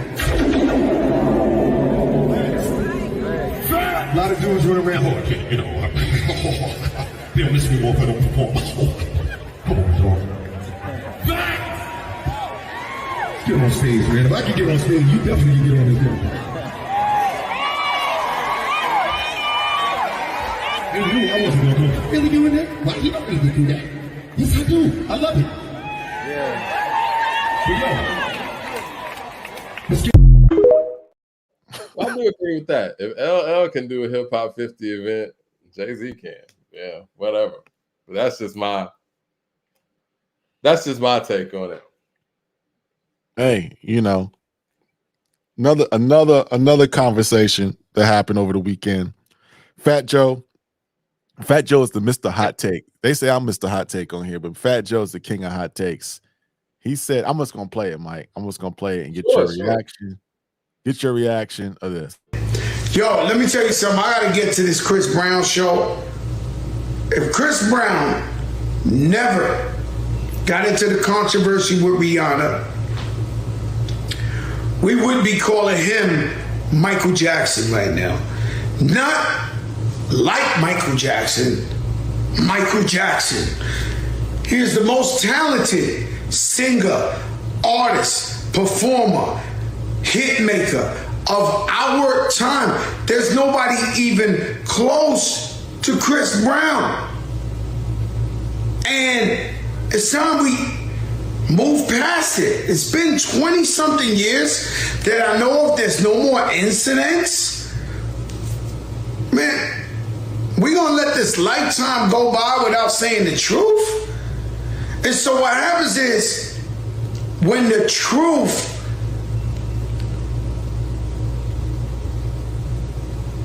is an unpopular decision, everybody gets scared to say it. They get canceled, especially famous people or somebody like that, right? But you know, the streets, they know what it is. Streets always know, they tell you the truth. There's the streets still bumping R. Kelly. He's in jail, he did terrible things.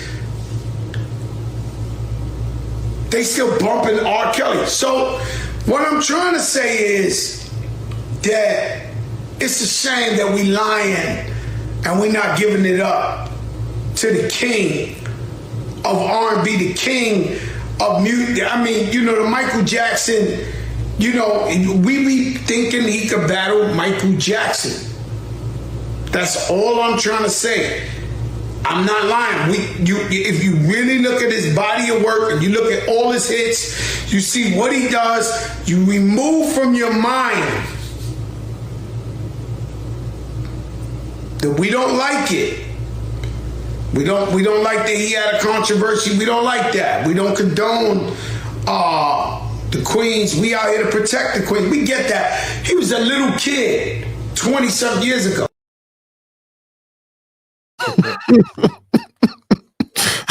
All over the place on that. I understand where Joe is coming from, but he started losing himself, and he wanted to make sure he toed the line and didn't say too much in support of, you know, something that could possibly come across a certain way.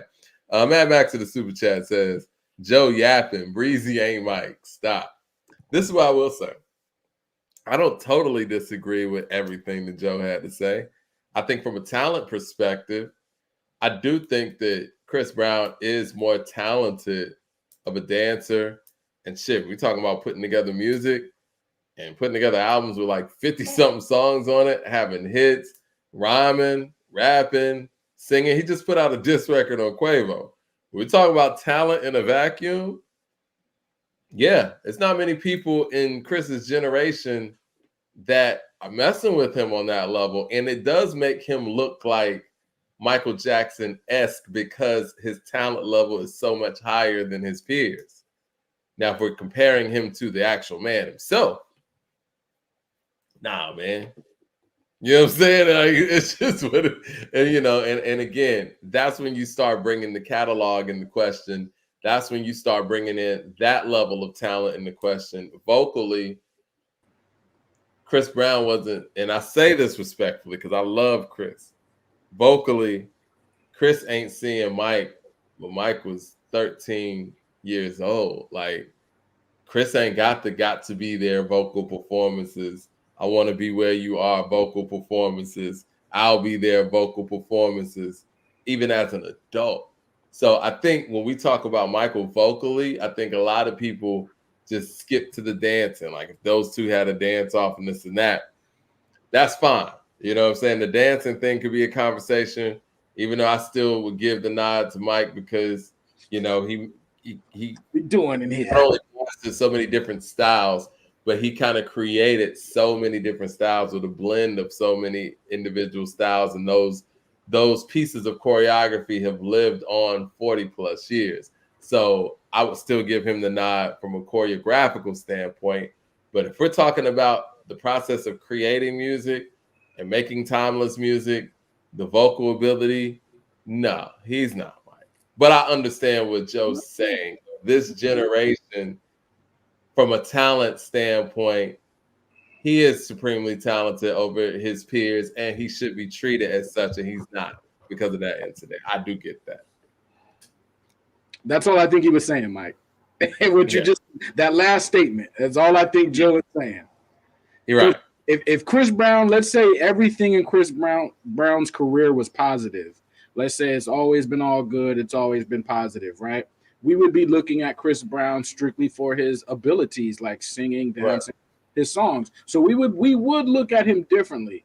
Now, Michael Jackson, he may not be Michael Jackson's level. Like nobody's going to be Michael Jackson's level, but I think that the names in conversations would be brought up, not on an equal level, but I think they would be like, man, I he's like the Michael Jackson of this era, not out of. You know what I mean? Not saying they're equal. They're just saying that in their mind, that's how they are thinking in that moment, Man, back to the super chat says Breezy is more pop R&B Drake who can dance. More of a pop R&B Drake who can dance. LP with the super chat says this is like saying Vince Carter is Michael Jordan, excuse me. I don't mind that correlation. It's kind of more so like saying Kobe is Michael Jordan. It's like the K-Dot situation. No.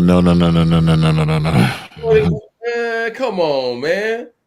Don't disrespect Chris Brown like that. You don't think Chris? I ain't disrespecting Chris Brown. I ain't disrespecting Chris Brown at all. Chris Brown's one of the most talented artists of our time. I ain't disrespecting. So you think that Kobe's closer to Michael Jordan than Chris Brown is to Michael Jackson? I mean, Chris Brown don't have no off the wall. Chris Brown don't have no Thriller.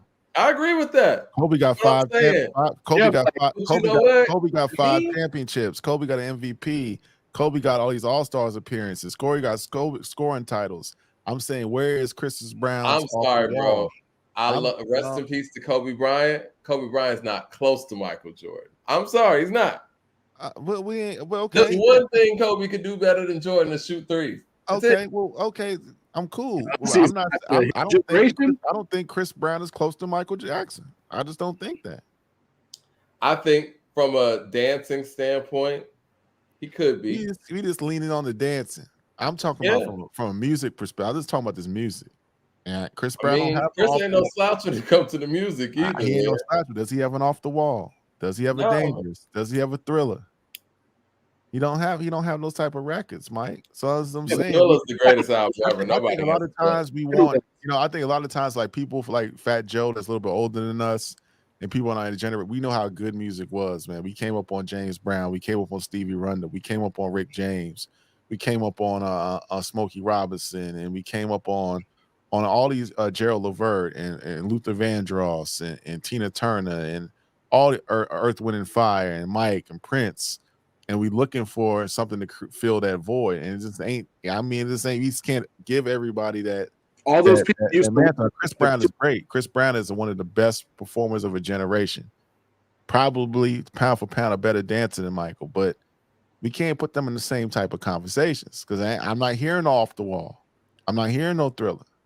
I'm not hearing no Dangerous. I'm just not hearing. I think also to your point though, I think when we come up on those records and they're so nostalgic to us, nothing that a new artist makes or a newer artist makes is going to even compare. Now, I think that it's not out of the realm of a young person's how do I say this? I think that some young people could come up on some Chris Brown stuff and feel the way that we felt about a Dangerous, or feel the way that we felt about an Off the Wall, or even Thriller. If that's the case, my son, who's 7 years old, he won't be going to YouTube. He'll be going to YouTube pulling up some Chris Brown. He ain't doing that. He pulling up some Michael Jackson. Because Michael Jackson's the greatest artist ever. That's what I'm saying. So that's just. I mean, let's just keep it a buck. I mean, your son was 20. He's a lot closer to Michael Jordan than Chris Brown is to Michael Jackson. That's just the truth. I don't think Kobe's close to Michael Jordan at all. But I guess that's where we differ. I don't like. I don't think Chris Brown's close to Michael Jackson. What I will give Chris Brown in relation to Michael Jackson, he created his own lane. And I don't feel like Kobe did that as a basketball player. I think everything Kobe did was carbon copy, respectfully, of what Michael Jordan did. I think that Chris, even though, the dancing ability is there, he's created his own dancing lane different from Michael. He's even out here rhyming. Like he's actually a reflection of what the times are now. What Kobe did was pretty much copy Michael Jordan's game. He even got his coach. So I mean, I think that he did. It sounds. Come on, Mike. He made him believe. You're diminishing what Kobe did, man. I'm not diminishing it. I'm just keeping it real. Hell, Michael Jackson emulated James Brown. He was able to create his own lane from what James Brown did. Jackie Wilson and Chuck Berry. They all emulated the greats. Michael was a combination of Fred Astaire, James Brown, like you said, Jackie Wilson, all of those things, and created his own thing. I think where we disconnect is I don't feel like Kobe really created his own lane. He just copied Michael Jordan's game better than anybody else could. Let me ask you a question, Mike, and just be real. Who had better handles, Mike or Kobe? Jordan. Interesting. I think that if you look at the turnover rate, my answer would stand. I ain't asked about the turnover rate. See, that's what handles are. If you want to, that's what handles are. What a handle? You always try to go around my question, right? You always try to go around my question. I said I gave you an answer, and then I told you why. And I gave you evidence. Kobe at Rucker Park, right? Are you telling me that Michael Jordan had better handles than Kobe? I'm just being for real. I think Kobe's handles, from what you're looking at, are a sign of the times. It's like somebody saying Kobe got better handles than Isaiah Thomas. He doesn't. Why you always be taking my questions somewhere else? When I just ask you by looking at the two basketball players, right. You're telling me if you came from outer space, that Michael Jordan has better handles than Kobe Bryant. That's what you're telling me. Yeah, for sure. Okay. He didn't lose the ball. It's close, y'all. All right. Jay Johnson with the super chat says, CB choked a girl in 2018. He was not a child. Damn. Right. I don't know if I heard about that. Mad Max with the super chat says, CB is Bobby Brown. Mike with a longer run. Damn. Y'all calling CB Bobby Brown? LP with the super chat says, Vince could dunk better. Chris can dance better. Okay. Mad Max in the super chat says MJ dances better. His moves are more graceful. He moves more gracefully. Mad Max also says CB is more athletic. He can rap better than Mike too, because Michael Jackson tried to rap. CB is a much better rapper than Mike. Much better rapper. Mad Max in the super chat says, "What lane, Mike? He's Ralph Tresvant and Bobby Brown." What? I've never heard Chris Brown compared to Ralph Tresvant. Prince was a better rapper than Michael Jackson, though. Prince was a better rapper than Michael Jackson. Like You know, exactly I'm talking about if circumstances were different, if everyone had something positive to say about Chris Brown, we would look at him different. That's just a fact. You know what I mean? So what do you think about my Jay-Z takes, Leroy? Mike, you already know I disagree with that. You already know, but I'm gonna keep it light. I mean, one thing, I don't think he should have showed up to Hip Hop 50 because that's a Nas thing, right? And I think Nas heads. Oh, Nas owned the whole Hip Hop 50. You don't think he should have did anything for Hip Hop 50? Nah, because for the last few years, every time Nas does something, people be like, I hope Jay-Z doesn't come. You know, I hope he doesn't show up because they take it as Jay is trying to take attention away from Nas. So I think Jay caught wind of that and was like, cool, I don't, you know. And I got a better answer than that, but that's where I'm gonna start. But I got a more answer that makes sense, though. I mean, if you want to go, but yeah, and Mike, you've been saying his music's not good. Why would he want to show up then? My music's not good, y'all. Y'all want to see me show up? My music not good. Nobody said Jay's music's not good. His current music's not. His current music's not. I'm like not too happy with Hov. No. I mean, he got a. What do you think about what Antonio Brown said about him performing to audiences that don't appreciate him? Well, two things, right? As an artist, let's say I had like 20% of Jay's fans, or even like 15%, right?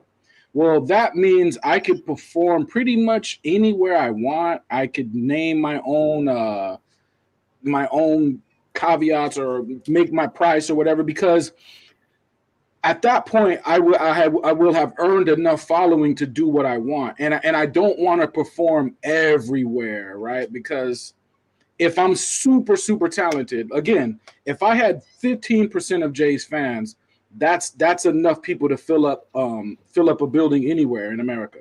So I'm not gonna race out to do every performance. I'm gonna carefully select my performances just the way I want to do it, because I can. If I garner, you like him performing at the Tonys and not performing at Hip Hop 50? I just found out he did that. But again, it's like he got his reasons for doing things. I don't know all the reasons, but I don't have a problem, because you want him to perform for people that you want him to perform for us, right? Well, we know his music and we've already seen him perform a bunch of times. So if he's performing for people that use it, I think you're wrong. I think the people he performs for knows his music. If you're from America and you don't know Jay-Z's music, I'm looking at you kind of weird, like, you know what I mean? But if you're saying he does, the people don't know, then he should go to where people don't know, right? If you don't know what I'm doing, I should go there, right? I mean, you're telling me that the audience that does appreciate his music doesn't get a chance to experience the music anymore, but the audience that doesn't appreciate the music gets a chance to, I guess, sit there and watch him perform and kind of stand around and be like, what song is this? Mike, he only did one song. It wasn't a full performance. His boy was getting inducted into the Patriots Ring of Honor. He did one song. It's the song that he always came out to when he was a Patriot. He did a song and dipped. It didn't look like the audience went crazy. They weren't supposed to go crazy. It wasn't that type of venue, Mike. It wasn't. Okay. Nobody was expecting for the audience to go. It was about Tom Brady. It wasn't about Jay-Z. How many shows has he done for us already, though? It's like you want to see it. He been doing shows your whole life. You've been seeing Jay. He's past that. He's past us. I think sometimes you can't. I mean, I'm. It is what it is. He's past us. I get what y'all are saying. Y'all are saying that he needs to perform for white people. No, right? that's what you're saying. No, that's what you're saying. I'm not. Leroy said he's been performing for us all his life. So I didn't say that. I didn't know. Leroy said what he said. I didn't say that. I said that he got invited to perform these one-off shows as a 55-year-old man, as like a nostalgic act to do something here and there, and that's okay. I didn't say you're attributing he needs to perform for the streets and he needs to do street venues and he needs to do all this. I'm not saying none of that. Yeah, you did say that, Mike. You did say. Don't try to backpedal now. You did say that. Let me rewind, because you're taking what I said out of context. I'm gonna change the word street to grassroots. Jay-Z needs to talk to the hip hop grassroots. He's 55 years old, Mike. What are they going to How can he talk to the grassroots at 55 years old? Nas was able to do it. I expect the young man that's going to be able to pop out to speak to the grassroots. Nas was able to do it. Jake, I guess Nas could do things. Nas is just doing his thing, making great albums with Hit Boy. He's not speaking to no grad. No, he was. Musically, he was. But does Nas have the same choice as Jay has on an audience level? On a what do you mean? A global? So Jay can pretty much perform anywhere to anybody. You don't think that Nas has that same kind of pull as Jay? When you say perform to any audience, it's a question. Hold on. No, let me preface. No, because he performed with U2, right? I think those are the type of audiences you're talking about, right? So he went on tour with U2. But that makes sense though to perform. What does that set list look like? But that pull it up, Mike. Oh, Mike. Okay, for instance, I'll pull it up. I'm doing a show right now. But Mike, Jay performing for a U2 audience makes sense. Like we've all. How does it make sense musically? We heard Jay's music, and we know that's a YouTube crowd. Blueprint 2, Blueprint 2, Blueprint 3, Magna Carta, Watch the Throne. These are YouTube crowds. Are you serious? Do you hear this, Ron? You're not co-signing this, Ron. They're not. I don't know if you're a YouTube fan like that, Leroy, but Ron and myself are. That is not a YouTube audience, the music that Jay made. It's not. Like, come on, what are you talking about? What is it? Is the YouTube audience? Is the Clan fans showing up to hear Magna Carta Holy Grail? And no, they're not showing up for that. LP with the super chat says, YouTube. These cats don't love hip hop like that. Jay don't want to do hip hop shows. 3,000 would rather do Jimmy Kimmel and play the flute than do an Outkast reunion. These are facts. And you know what? Since y'all want to make it seem like I'm coming down to Jay, I would say the same thing to 3,000. You know what I'm saying? You want to go out there, play the flute? That's cool. You know what I mean? But at the end of the day, hip hop made these guys who they are. And when it came time to show love to hip hop in a massive way, and when everybody was celebrating hip hop and how far hip hop had come, these guys were a no show. It is what it is. You feel the same way, but do you still? Kanye wasn't there and MC Hammer wasn't there, so do you just feel the same way? Do you have the same? Man, you have the same energy. When it comes to MC Hammer, people wanted to see Hammer. No. The people who can't. I'm just going to be perfectly blunt because I don't want to mince words here.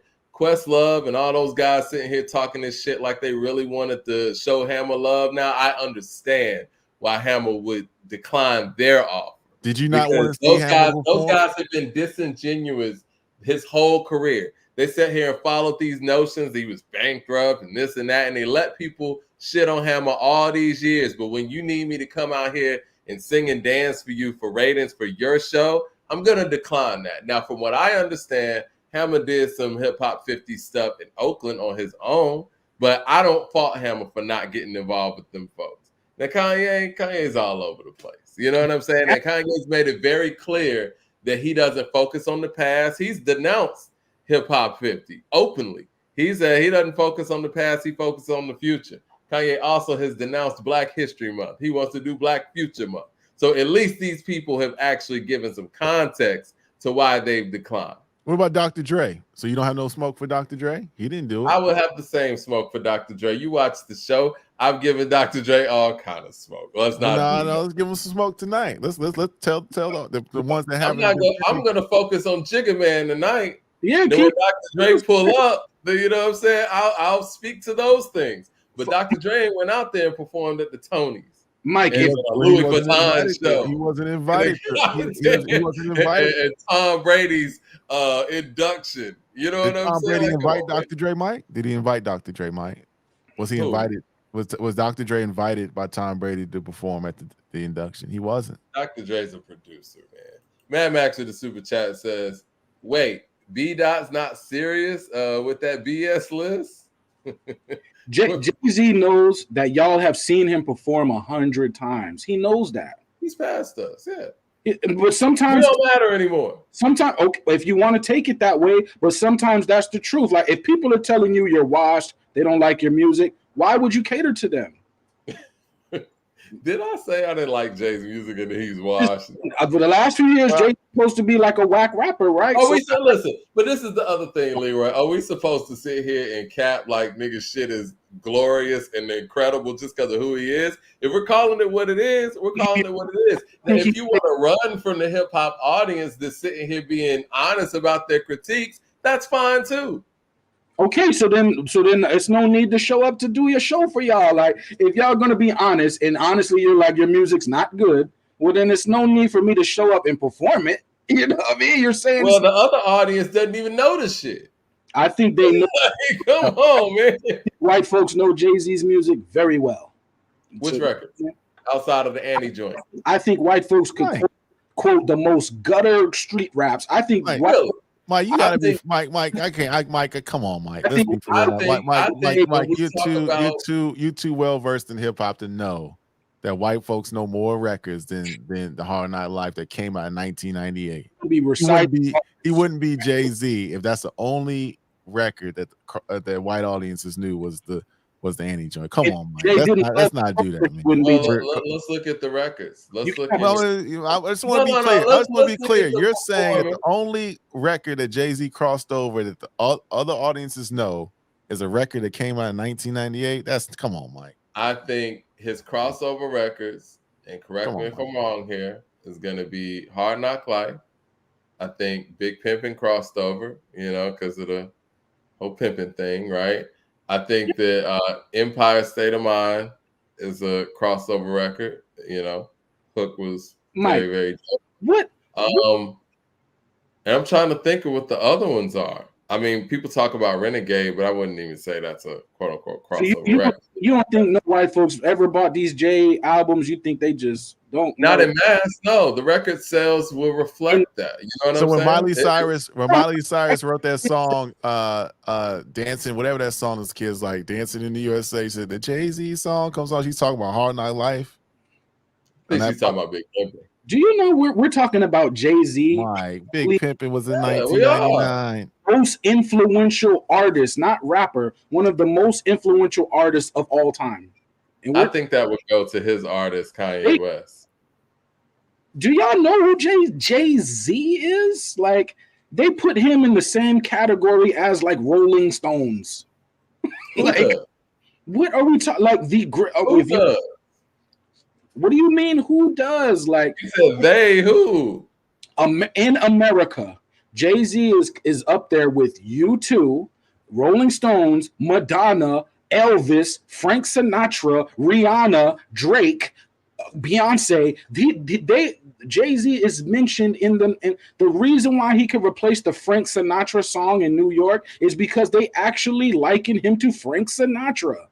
That song is not replaced. Jay is not no like underground dude, man. Like, listen. I just want to get the record clear. I think Jay-Z is past his prime. I think he's washed. I think I'm not even saying all that.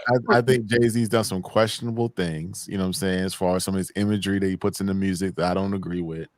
444 was okay, but I think he's in a different phase of his career, and I think it's okay that he performed. I don't think it's a big deal that he performed at the Tonys because a song that he had was in a musical that the artist was on the song as well. She was invited to. I don't think it's a big deal that he did his friend's Hall of Fame induction. And I don't think it's a big deal he did his friend's show in Paris. I think he's doing spot shows because that's where he is in his stage of his career. And to expect anything else is just crazy. I don't think he's washed, man. I think Jay is just like the OG dude on in your neighborhood right now.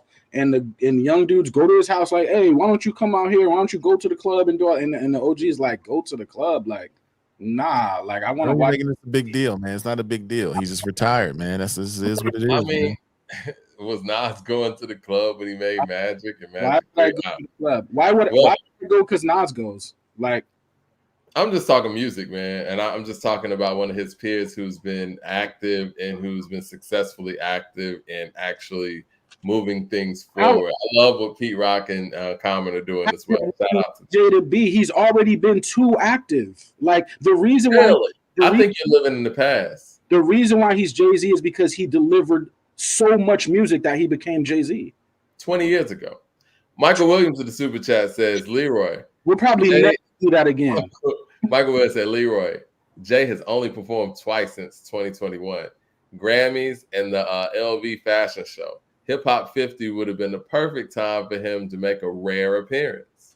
Michael, check how many times Jay has performed in his life. Jermaine Johnson with the super chat says, Mike. Of times, if not 1,000. Jermaine Johnson says, Mike, Rock Nation is sending you a letter this week. I'm saying people saying Jay is whack, he's washed, his music's terrible. I don't know why you want to see this guy. Like, you know what I mean? It's one of the all-time greats. I mean, shit, it is what it is. Whack. Like, he's trash, right? That's what y'all been saying I for I didn't say that. Why y'all see this guy? He's trash, right? Mike wants to see. Mike will feel better. If he went on the Chitlin circuit and did a few shows. Sometimes not even about the Chitlin. You want to see Jay? Mike wants to see Jay keep it street and perform at the Rick Ross car show. And Mike wants to see. Mike wants to see people. Mike wants to see 2001 Jay-Z. Mike wants to see 2001 Jay-Z in 2024. Mike wanted to keep it real. So Rick Rose, if you listen, invite Jay to the performance car show. That's what that passed the test. The street test for Mike. People outside don't even keep it real. So you're asking another man to keep it real when people don't even keep it real. Like, people not even real with themselves. So what you mean keep it real? Like, sometimes you pass. I think you guys are taking the conversation somewhere else. Hold on, I had the wrong charger in my Mac. You got I think what you guys are doing is you're trying to belittle the actual point of this conversation. It's not about keeping it real. It's not about keeping it street. It's about the fact that you make music. The music you make in your craft is for a certain audience. And that audience that you make music for, you don't perform for that audience. You perform for another audience that doesn't listen to your music. That's just the bottom line. He hasn't made music. You're come back or quote unquote make it come back. Mike. Then I don't see how you can even present new music, because this is what happened with 444. When he went out on his press run and he was doing it with the New York Times and all of these publications and things like that, they didn't want to hear it. I mean, it is what it is, man. Like, the last time he actually went and spoke to his audience when he released an album was Blueprint 3. It is what it is. That's what it is. What rapper don't have white fans? Like, what rapper is not? I'm sure he has some, but he doesn't have them to the magnitude of where he can sit there and solely cater to that audience. He's trying to cater to an audience that doesn't rock with his music. What part of that is incorrect and invalid? Mike, I think you're describing Jay-Z songs from like 20 years ago, Mike. He hasn't made none of his shit now. Come on, man. He hadn't made music. He hadn't made street music really since when? Since Blueprint 3? Y'all think Jay and that's the last time he made a decent album. Y'all think Jay needs to go out and that's what I'm saying. So you keep talking about connecting with the streets and his audience. He's been making different type of music for damn near 15 years. You could call it different all you want, but if it was Kendrick Lamar, you would call it what it is, lackluster. Well, right? You said it. I didn't say it. No, it is what it is. No. I did say it, yes, because when you talk about Magna Carta Holy Grail, it's lackluster. I agree. 444 is lackluster. I agree. We're talking the same thing. But you're talking about something. But you said different. You're talking about a Jay. Those albums, you wanted to call them different. You're talking about a Jay that doesn't exist, Mike. You're trying to hold, and you ain't. I've known you for this span of time, and I haven't heard you be so critical. He's been. I can't hear either one of y'all because both of y'all are talking. He's been making the same type of music for the last 15 years, Mike, or even longer than that. So what? You're trying to take him back to what? Volume 1? I mean, he ain't making that type of music. I'm trying to take it just like how you have these arguments with Kendrick. I'm just trying to take him back to quality. And if we're going to be perfectly honest here,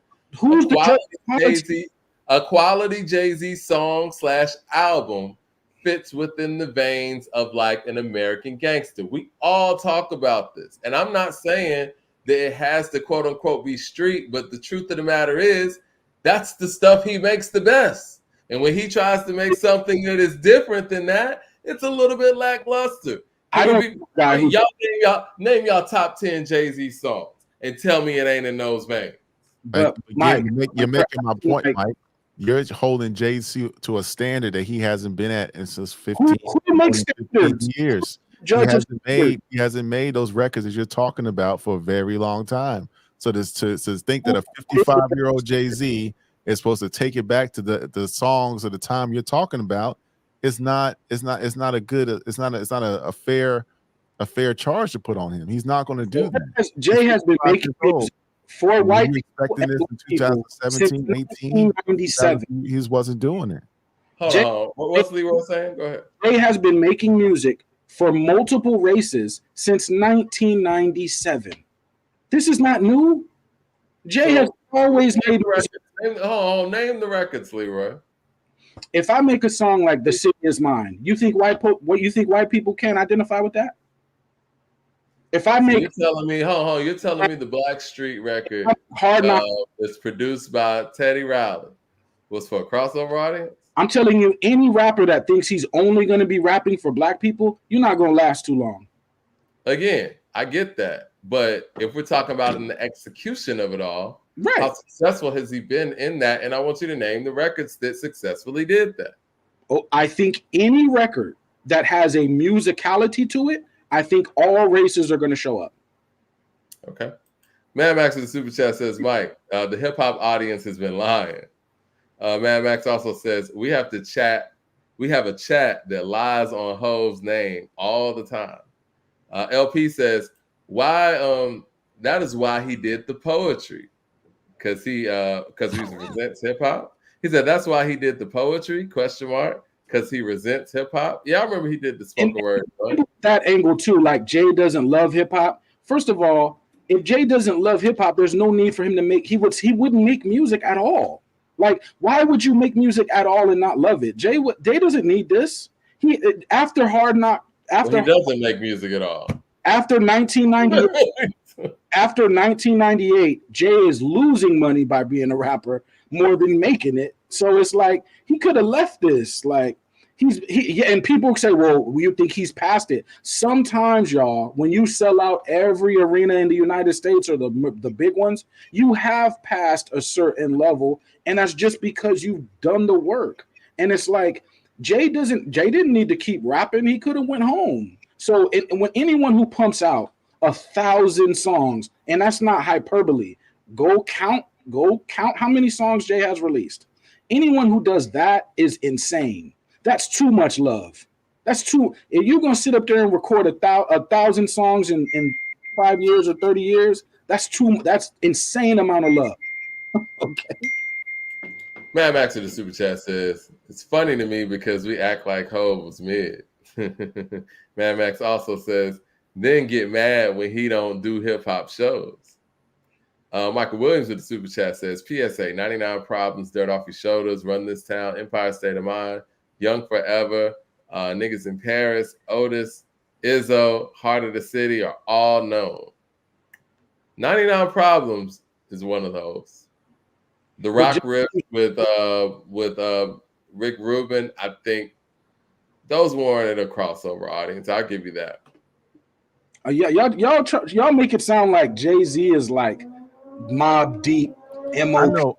I know what Mike wants. Mike wants Jay-Z to put on that suit, put on that hat, get a cigar, and do Reasonable Doubt too. That's what you want? You want to see that? I mean, I think that's an easy cop out in an argument for people to say. No, I got what you say. Are you saying what I want? If you want to go there, it's for an artist to go out there and be creative and actually create something from the ground up that naturally reaches that audience that you're trying to get. You know, when Outkast made Bonds Over Bad Dad, they made that record and it actually connected with a bunch of people. And it was organic. That's where we disagree. I don't think he's trying to get an audience at this point in his career. He's 50 feet. I think he's doing spot shows. That's all, Mike. I don't think he's trying to do anything. It just happens to have a certain demographic when he performs with them. LP with the super chat says the Justin Timberlake song, the Beyonce song, the Alicia Keys song, the Kanye songs his white fan base is based off of that. No solo missions. I can agree with that. Okay, but Max also says, born in America, you listen to white folk music. Like if you were born in America, right? You mean to tell me not a day went by you didn't hear white people on TV and radio? So you listen to white people music. You're man, from America. Said, my bad, I didn't mean to interrupt. He says, Mike, you've been on here trying to talk up Ye like he is home. I ain't even talking up nothing. I'm just speaking the facts, man. Like, he's not the rapper that Jay-Z is, but if we're talking about musically, it's hard for you guys to sit here and say that Jay-Z is straight up better than Kanye musically, is he? Yes. I disagree. I think musically comes with rapping. And I think if it came down to just barring up, I think Jay will get Kanye every. Obviously, if it came down to barring up, but no. Music. My man with Super Chat says, peace, Leroy, stop it. Jay has not pumped out 1,000 songs. You want to count them? We can count them.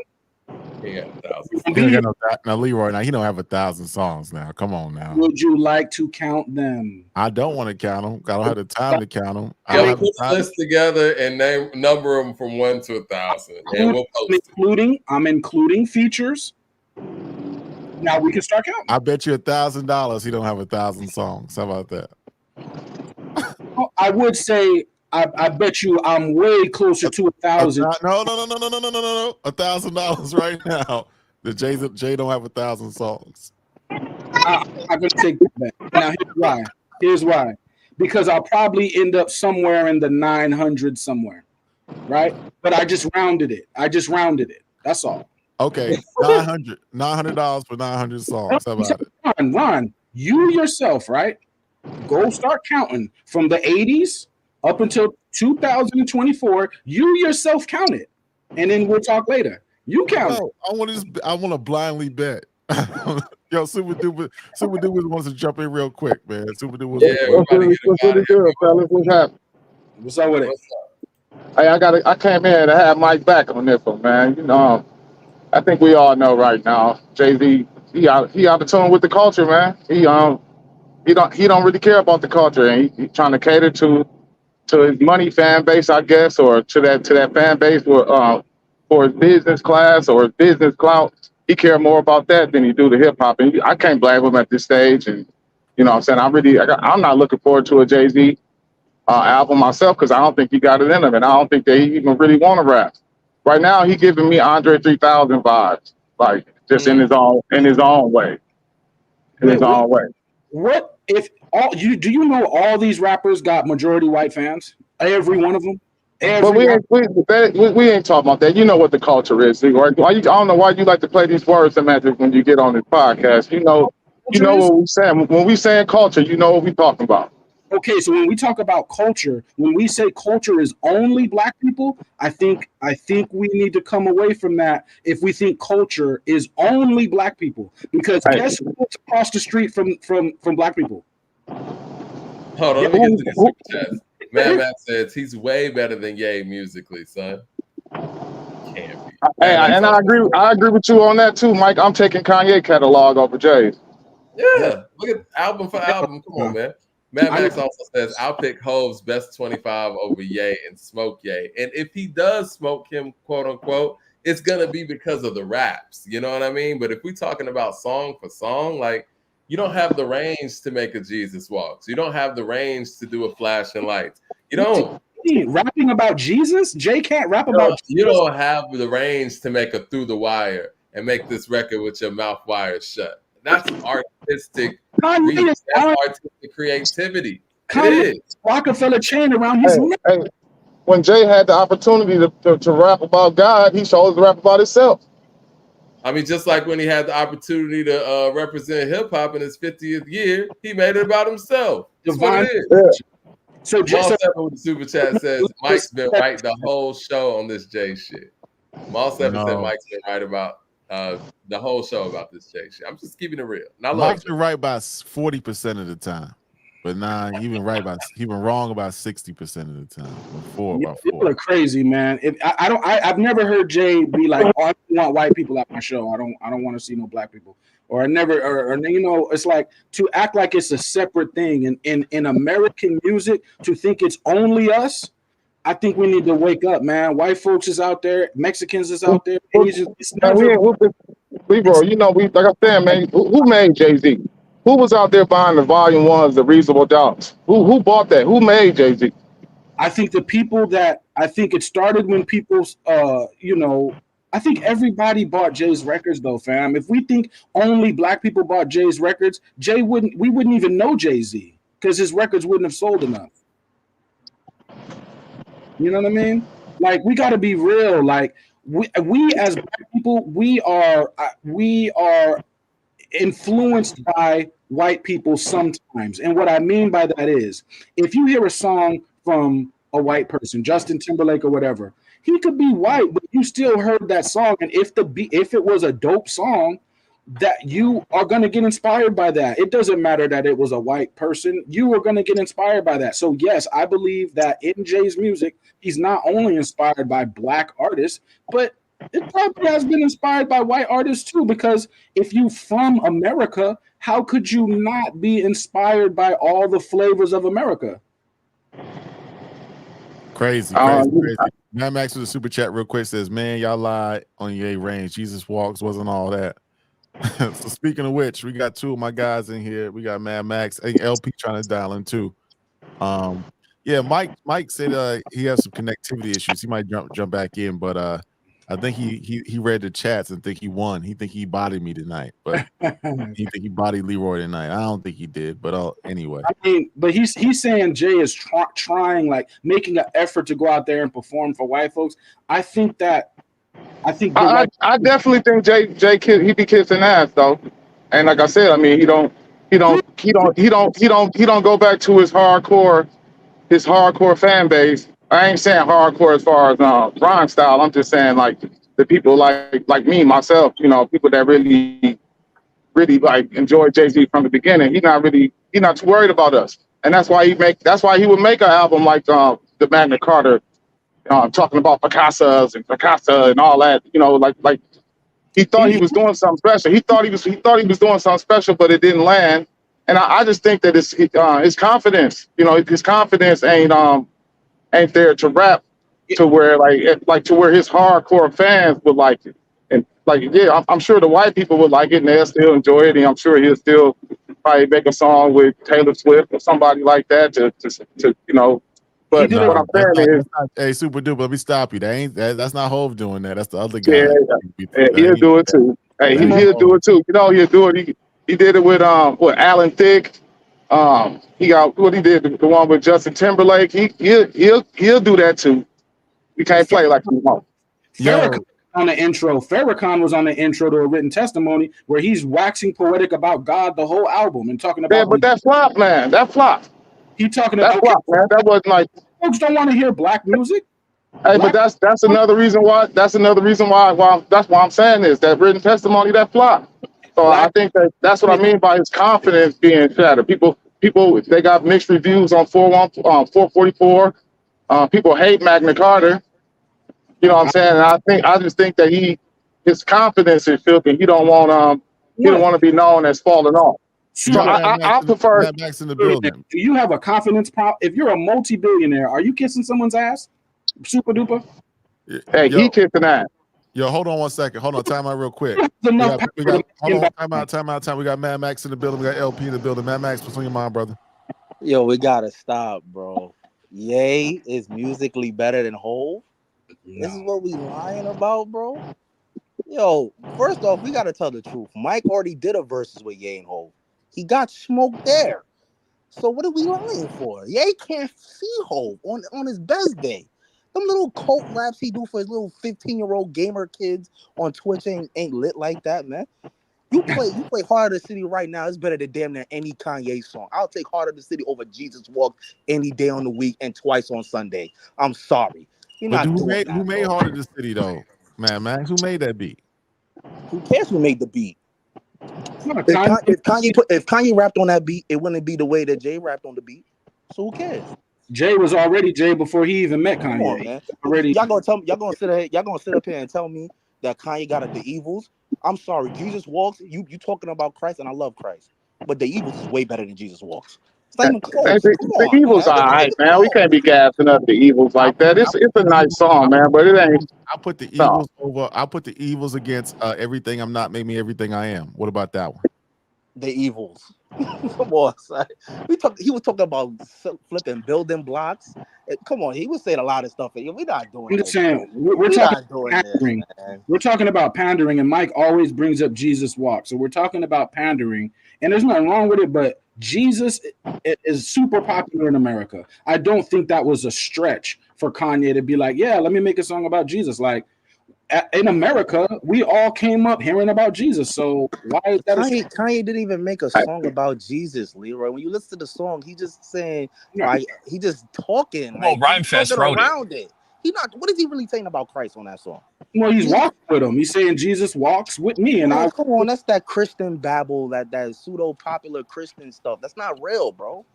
That's not Hey, like well, it's not. only thing that I would say that what I mean by this is that I think that his best five is better than Jay's best five album wise. That's why I said the catalog. Kanye Now, doesn't even, oh, sorry, Super Duper, man. Kanye don't even have a album better than the Black album, man. The Black album better than any Kanye West album. Nah, my beautiful Dark Twisted Fantasy is better than the Black album. Though. Oh hell no! Yeah. That's Hell a statement of fact. Graduation It's not better close. than the two, and late registration. And late registration. But yo, No. LP, you want to cook up real quick? What's on your mind tonight, brother? Yeah, man. Leroy, I think you're just playing semantics with the white people shit. It's clear as day what's being discussed. He's not doing anything for the culture as far as putting on for the culture. When he's going to these, it's one thing. Wu-Tang says we're going to Oakland. Wu-Tang says we're going over here. There happens to be white people at the shows because white people historically are who supports the most financially. Jay's going to places where it's only white people because only white people go to it. There's nobody of color outside of Tom Brady's teammates in that whole shit.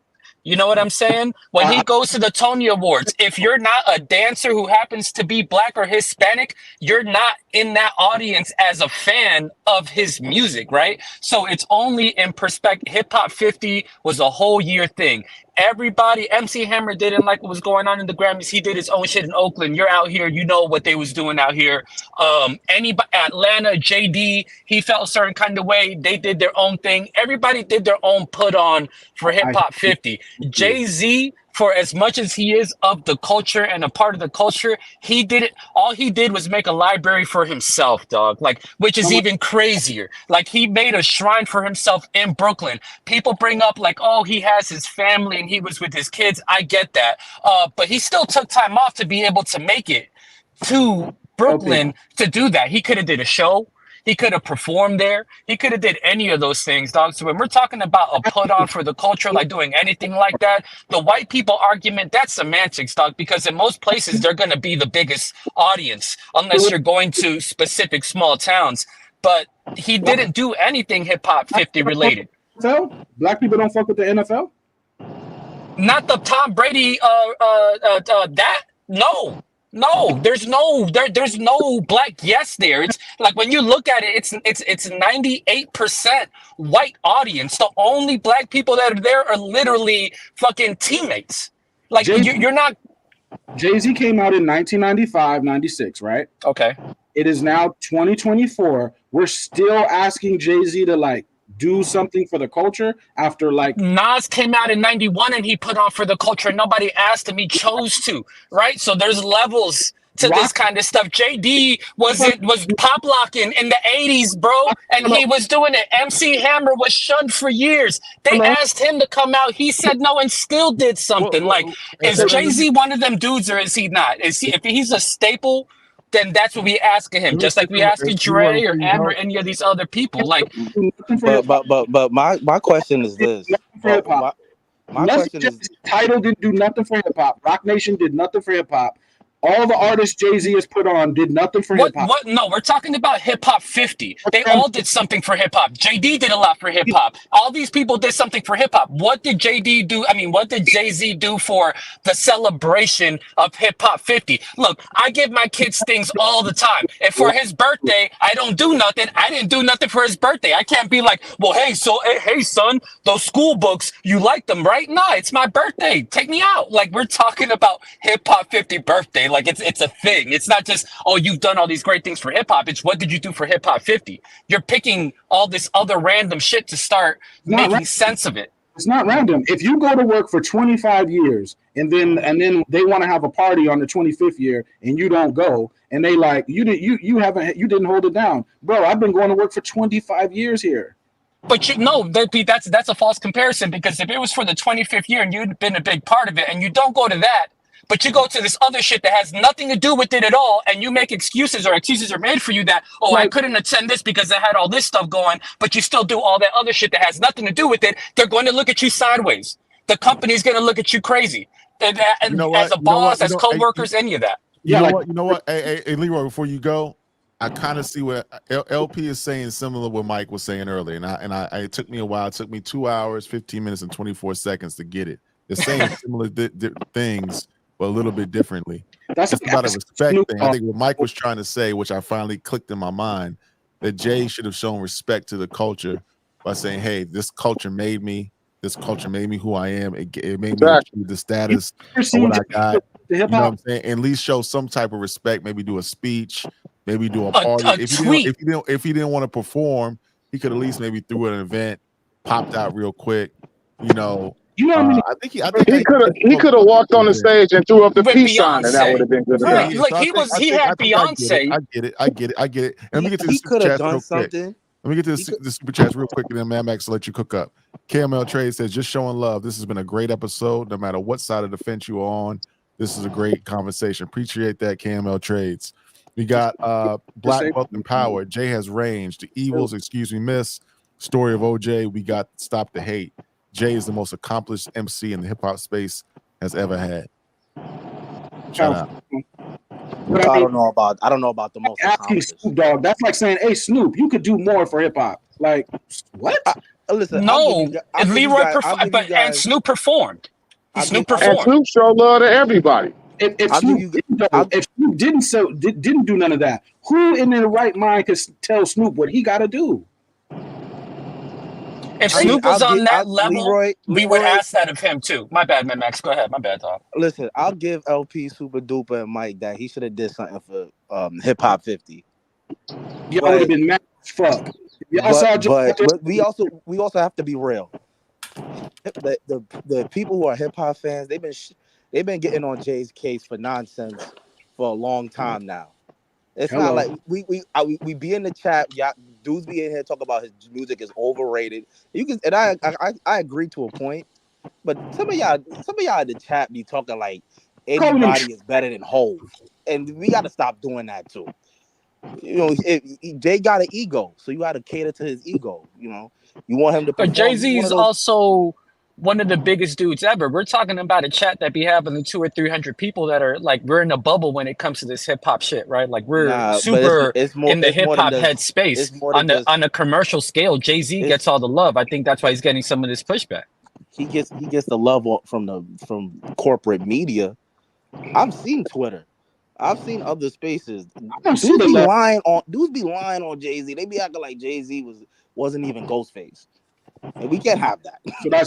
I see. But again, I think that's also an algorithm, because we're the type of hip hop heads where that would be an argument. Like in a commercial space, in a space of you're just talking about a million random people, I think you're gonna have like 900,000 people be like Jay-Z washes, but to the hip hop space and the hip hop head area, the ones that are willing to get on chats and donate money, there's a debate for Ghostface being better than Jay-Z. Whether it's just, you get what I'm saying? Like that is where Jay-Z's commercial appeal is much bigger. But when we start talking about like legitimate hip hop conversations where people like us actually care about this kind of stuff, we're going to be a little bit more like that, because where people look at 444 like a classic, we look at it like there's no fucking way.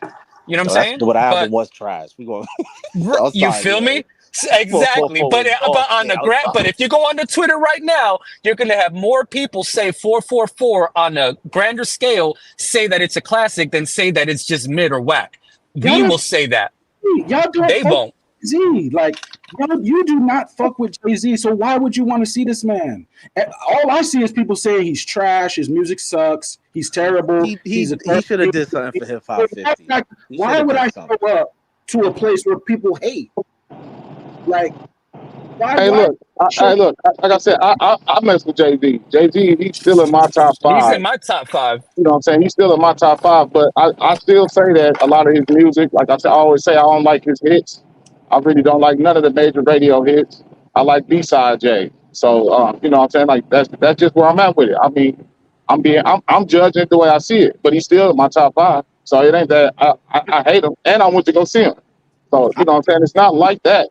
Just that you just you got to give your I, opinion. You got to be fair about it. I The way just I Jermaine, think looked at Jay. it back then, I look at it different now. I just Jermaine think Johnson Jay Z. Bed-Stuy resident here. I've seen Biggie's murals and exhibits all over the borough for decades. It sounds like we have to wait for Jay-Z to pass away before it's okay to do the Book of Hope, right?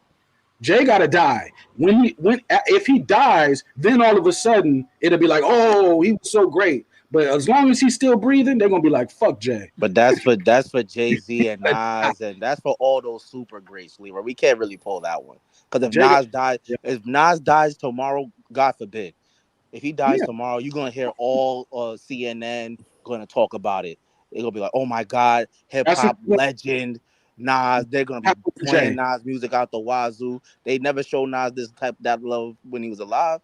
They So don't you show. know how it is, bro. They And don't show. here's the thing with Jay, right? The thing is this: he was super hyper commercialized and capitalist in a society of hip hop that was never built off of that, and for good reason. He did his thing. I'm not knocking Jay for making the moves that he made, but he did try to pander out. You brought up the Linkin Park thing either. I think from a business wise, that's a great strategy dealing with Linkin Park, going to Glastonbury and working with Beyonce and Justin Timberlake and all of that stuff. But literally, the man has like 24 Grammys and only 4 of them are solo missions. But when we're talking about a hip hop pure of people that are heads of hip hop, he went completely against the grain from what the templates of what hip hop is. Also, 90% to 90% of his content is hustling based, right? So the minute that he can't talk about hustling no more because it's so far removed from who he is, and he's not a Pusha T, he's not just gonna rap about the same shit all the time. When he did American Gangster, what'd he do?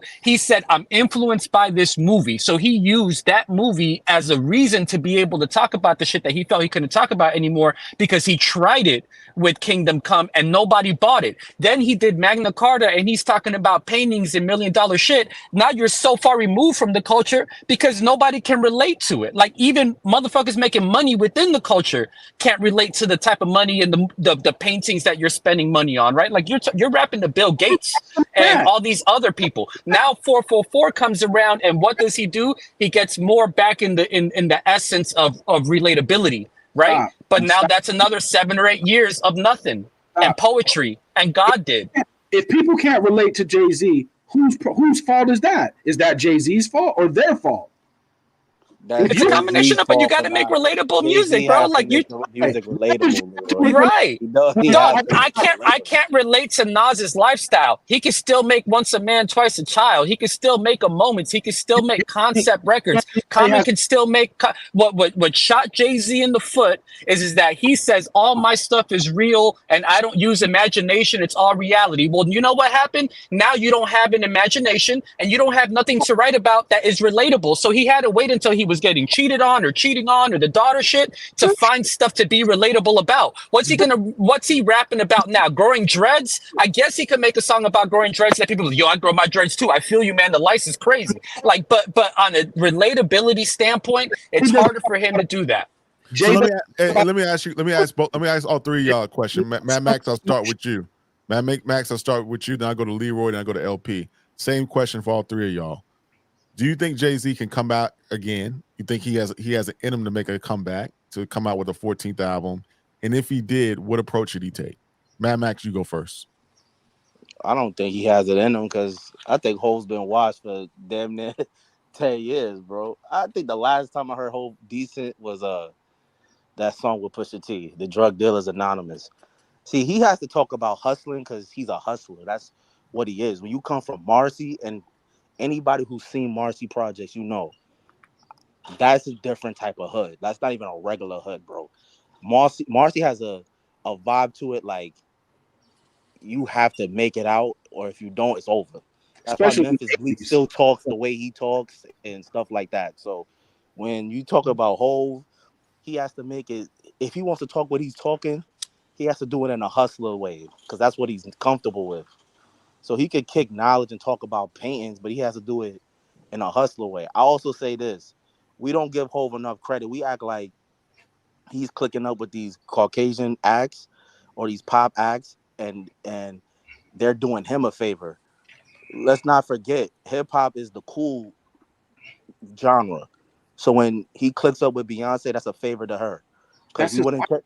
That's a favor to her. That's a favor to you too. They know when you got that brother standing next to you and he's viewed as that cool guy. That's a favor to you. It goes both ways. We can't just violate. Like it's not. It's just one. I think he has to come out and he has to do something like. I mean, I guess the Griselda thing could work for him, but I don't know. He probably has to do another Black album. To be honest with you. I think it's ridiculous to ask Jay Z to be more street, or I think that's just ridiculous. I agree. And like, I wouldn't ask Jay to be more street. I think it's a contradiction to who he is and everything that he stood for. Like, I'm a big Jay Z fan. I don't hate it. I just got to keep it honest and we're speaking within context of the conversation. If I was Jay, I would lean on what has everybody said about 444 whatever is that, oh, he taught us a bunch of things even though he really didn't kick that much game. In my opinion, I think he should actually kick game. If I was him, I'd make an album. I would have Robert Kraft, for example, on the cuts. I would have different people of entrepreneurs of billionaires and be like, yo, you really want to make money, jump into annuities. Like, one thing I really liked about the blueprint was that he was doing that for us during that time frame, right? Like, he was giving you real life game. I always looked at it like Nas is of the spirit and Jay-Z is of the world, right? And so give us game. So speak from that level. Like, I am Jay-Z. I am a billionaire, bro. I can't talk about serving bricks no more. I did that 30 years ago, but I do fuck with Robert Kraft.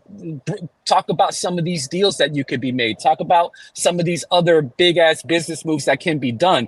Put us on game. I think that's the angle that he should take, in my opinion. If Jay gives you game, you're not gonna listen anyway. You never. Why not? Jay has been giving y'all If game. the music is good, we're going to take the game. If it's not good, it doesn't matter what you're saying because we're only going to go back to it a handful of times. Listen, y'all gonna say, man, fuck Jay-Z if he gives you the game. Nah, that's just you feeling a certain kind of way about it. Nobody would have been saying fuck Jay-Z at 444 and Magna Carta was like that. The music wasn't good. I mean, I don't knock 444. I think it's decent, but it's not a classic and it's not something that it's like the way that people try to make it out to be. People gonna say fuck that no matter what, because I've been a fan of this for too long. I know people gonna say fuck Jay no matter what. Well, people are gonna say that regardless. So you're worried about the 100 or so people in the chat that might feel a certain kind of way. You got Andre Miller on here. He's just as proud about the shit as you are. I'm reading the comments, right? Like, you're gonna have way more people. First off, he's gonna do over 100K, so it's gonna sell. So he's gonna hit the masses with the music, with the numbers, just by his marketing and the way that he does things, right? When he did Magna Carta, he did $1 million because he sold the album to Samsung. Talk about how you do that type of shit, right? Like, there's a way to put people on game business wise. Jay, that is the perfect example of Jay-Z giving you game and you saying fuck you. Jay-Z gave the game with that and people said fuck you. What he was trying to do was merge the music with technology and show you how to sell 1 million copies. Your album even hits. He did that. He wasn't showing us shit. He did it. He never broke down the deal. He never expressed us. He did a deal with Samsung to make sure that when you opened up your phone, that shit was in your phone because they bought 1 million. I'm talking about describing it. That's like saying Jay-Z sold you a brick. Cool. Tell me how you sold the brick. Like, that's what he's best at, right? Like, describing things, creating good concepts around them. I don't think people, Nobody's gonna knock him for that. I don't think. I'm sorry. I don't think people are smart enough to catch the jewels Jay got. I think Jay-Z just needs to pick better beats. 7 years from Jay, Right? Got him. Well, I think Jay Reasonable doubt. People better still, beats, Leroy. people still haven't caught reasonable doubt. Michael Williams with the super chat says people haven't listened to a written testimony. Apparently, Jay was on fire on there, content wise and lyrically. And that wasn't his album. You're talking about Farrakhan speaking on it. That's Jay Electronica's album. Jay-Z came in and spit verses because Jay Elect too scared to put out a full album. So Jay-Z's like, dog, this is LP. That's a Jay-Z album. No, that's a Jay Elect album that he would not finish if Jay-Z didn't get on. I'm not knocking Jay for the album. I actually think it's a dope album, and he shined on that album. That's not a Jay-Z album. That's Jay Electronica's vision. He just couldn't see it through. And Jay Elect is pretty much admitting to it in the album. All Jay-Z had to do was add an extra verse to these songs. Jay has to pass away to get the love from the purists. Resentment from the hip hop purists has always been there. It's time we finally talk about it. Let me read that again. Black Wealth and Power says Jay has to pass away to get the love from the purists. Resentment from the hip hop purists has always been there. It's time we finally talk about it. Purists are not going to give Jay a tune until he dies. It's because he's not as pure. Is he pure? Yes. Is he as pure?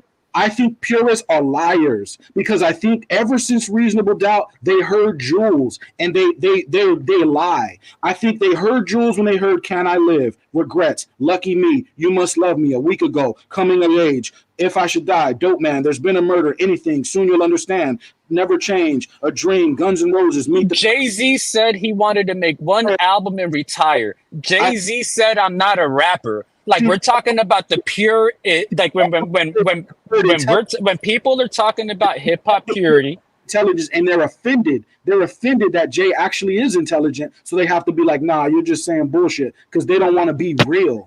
I do think a lot of purists are. I think there's an argument can be made, Leroy, that people just want to hear some good music. I don't think people are dumb enough. That's first and foremost. Intelligent. I just think people want to see. That's first and foremost, but the purists are full of. They're full of it though. They do not care about good music. Right. I wouldn't say that. Look, okay, because look, I'm gonna use Nas for an example of where the hip hop purists fuck up. Right, the older hip hop Nas heads will tell you that Nas is their GOAT or top 2 or 3, and then they'll shit on everything that he did with Hit Boy, even though it's up to the standard. They're their own hypocrites. That's what I'm saying. Like, I don't know where we're getting into this whole bubble of, this whole shit about speaking about a specific fan base that doesn't represent a quarter of the overall population of shit, right? Because like Jay-Z gets in his love and his respect.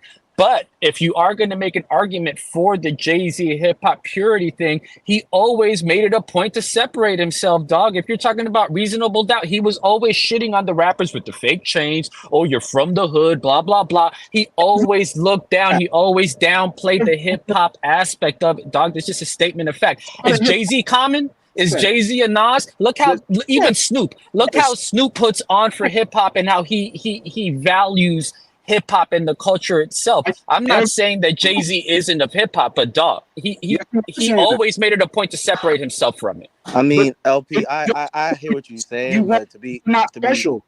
If you don't separate yourself, you ain't special.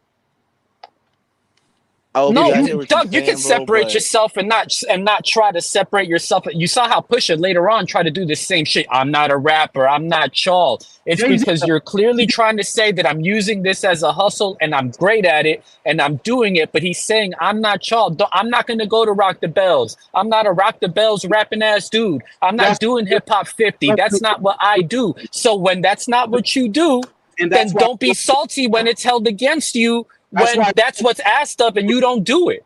Hip hop. Wait, hold on. All rappers use hip hop as a hustle.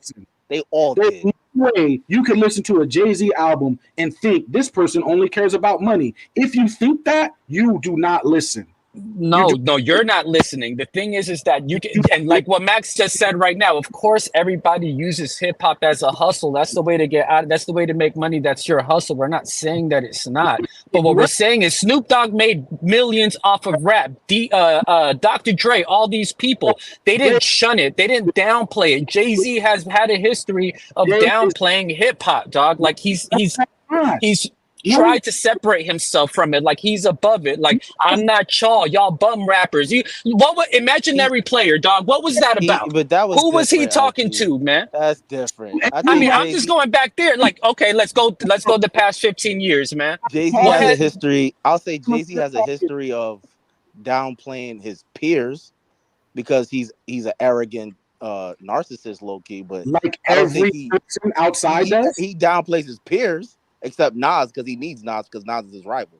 But that's and he about damn it. sure and that's only because he tried it and took the L. What L? Like, What do you mean the L? He lost the battle, dog. Like, that's why he can't downplay Nas no more. He tried it and it failed. So now all of a sudden you got to be like, nah, he's on my level, because you'd be crazy to say he wasn't. He lost. Like, he tried Deep it down too. inside, he always knew Nas was on his level. No, I think because he was always a He just fan, got his but head you know, talk we've had a that's great a show Brooklyn tonight. thing. We've had a great show tonight. It's been a great conversation talking about Jay. It's been a great conversation talking about LL. It's been a great conversation talking about Kendrick. Now, I just want to say one thing. I'm gonna go around the panel real quick so we can close out. Wednesday's show, we're going to be on Twitch. We're going to be live, doing live commentary, doing the pop out with Kendrick. So join us there. We'll have a pre-show, mic check. Then we'll be on Twitch, streaming the pop out, doing some real-time commentary on Twitch. And then after show, we'll pop up and do a post-show recap. But Mad Max, start us off, and then we'll go to LP and then Leroy, and we'll close this out. Listen to me, Kendrick. Here's some good advice. Bring out Pusha T. Have Drake in the blackface on the screen. And just go off. Just go off. Have your little moment. Yeah. I guess you deserve it. I mean, that's the only thing you're ever going to get in your career, because, you know, we know that we don't play you. So, you know, enjoy. Enjoy your little Juneteenth celebration. But remember to violate Drake. No doubt. Well, we'll be tuning in, Mad Max. Tap in with us on Wednesday, man. We'll make sure we have that live commentary, brother. We appreciate it. No doubt. LP, what's on your mind, brother? Close us out. Hey, good. But the Kendrick shit, it's a victory lap, man. You know what I mean? He's gonna do They Not Like Us. It's gonna be crazy, and you know, he earned it. Everybody was questioning his skills at that from a battle rap standpoint. When Drake was putting out that music, everybody was counting him out for the most part. He got the city on lock, and if he drops an album, I wouldn't be surprised. If he had Dre in them, I wouldn't be surprised. I kind of agree with Mad Max. I'd probably take one more, I'd probably hit him body blow one more time. But this is a victory lap, and he earned it. He did his thing, so, you know, can't knock it. Well, we'll see. We'll see. Tap in with us on Wednesday, LP. We're gonna be on Twitch. Yes, we're gonna be on here. We're gonna be on mic check, pre-show, post-show. We'll make sure we have the live commentary, man. We appreciate you tapping in tonight, bro. Hey, do your thing, man. Yes, sir. Y'all take it easy. No doubt, brother. Leroy. You got me hot right now. But I'm saying 99% of the commentary I've heard on Jay-Z for my whole life of hearing Jay-Z's music, I've heard he doesn't rap about nothing.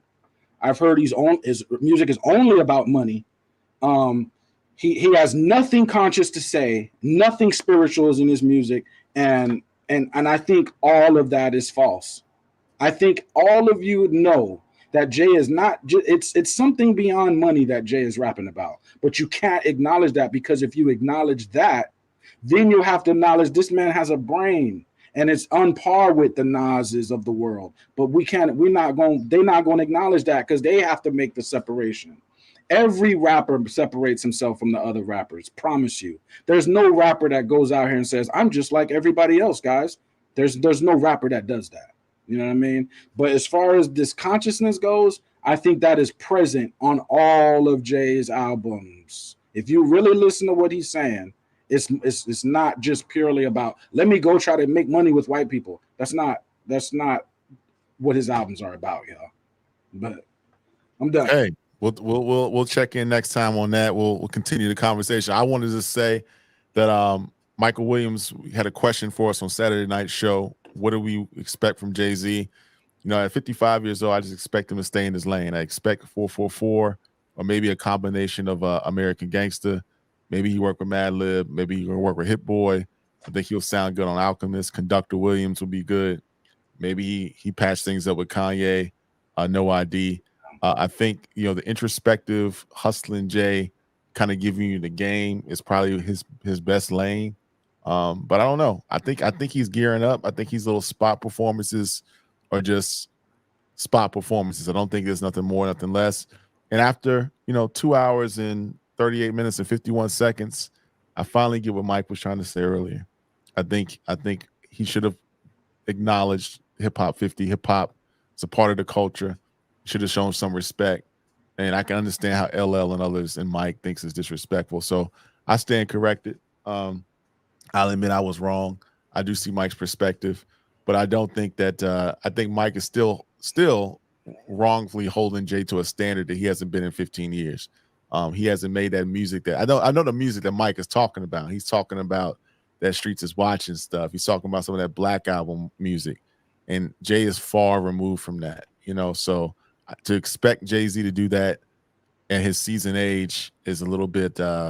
Jay could always just rap about real life, y'all. He could just let me rap about real life. It doesn't have to be like super complex, super concept behind the album. He could just say, "Let me rap about my life and see what happens." But anyway, today is today. Tomorrow's tomorrow. We got Wednesday. We got the pop out. I'm expecting big things. I'm expecting some new songs from Kendrick. I'm expecting maybe a new album rollout, and we'll just be here, man. So we'll be on Twitch. We'll be on YouTube before the show, after the show, and thank you for rocking with us as always. Make sure you hit like and subscribe. Supporting hip hop. We'll see you on Wednesday, man. Peace.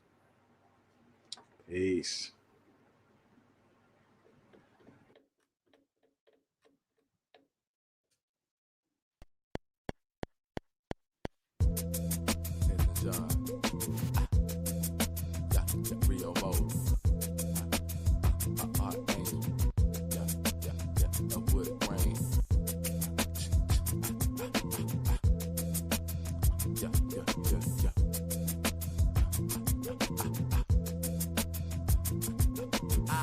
In the morning with a big grin on my face. Took off my do-rag so I can brush down the microwave. Tap shorty next to me wearing that micro braid. She was choosing my temple face, so this morning is where she lays. Hey, they were on the strap even before we did all the facts. She's taking Decatur, but she lives in my lap. Rap. My nigga Rio had to put a drive on the map. We walking really slow because we got the south on our back. Yeah, my nigga flawless in the cranberry color lack. With that Fafi fit with the matching shoes and the A-town hat.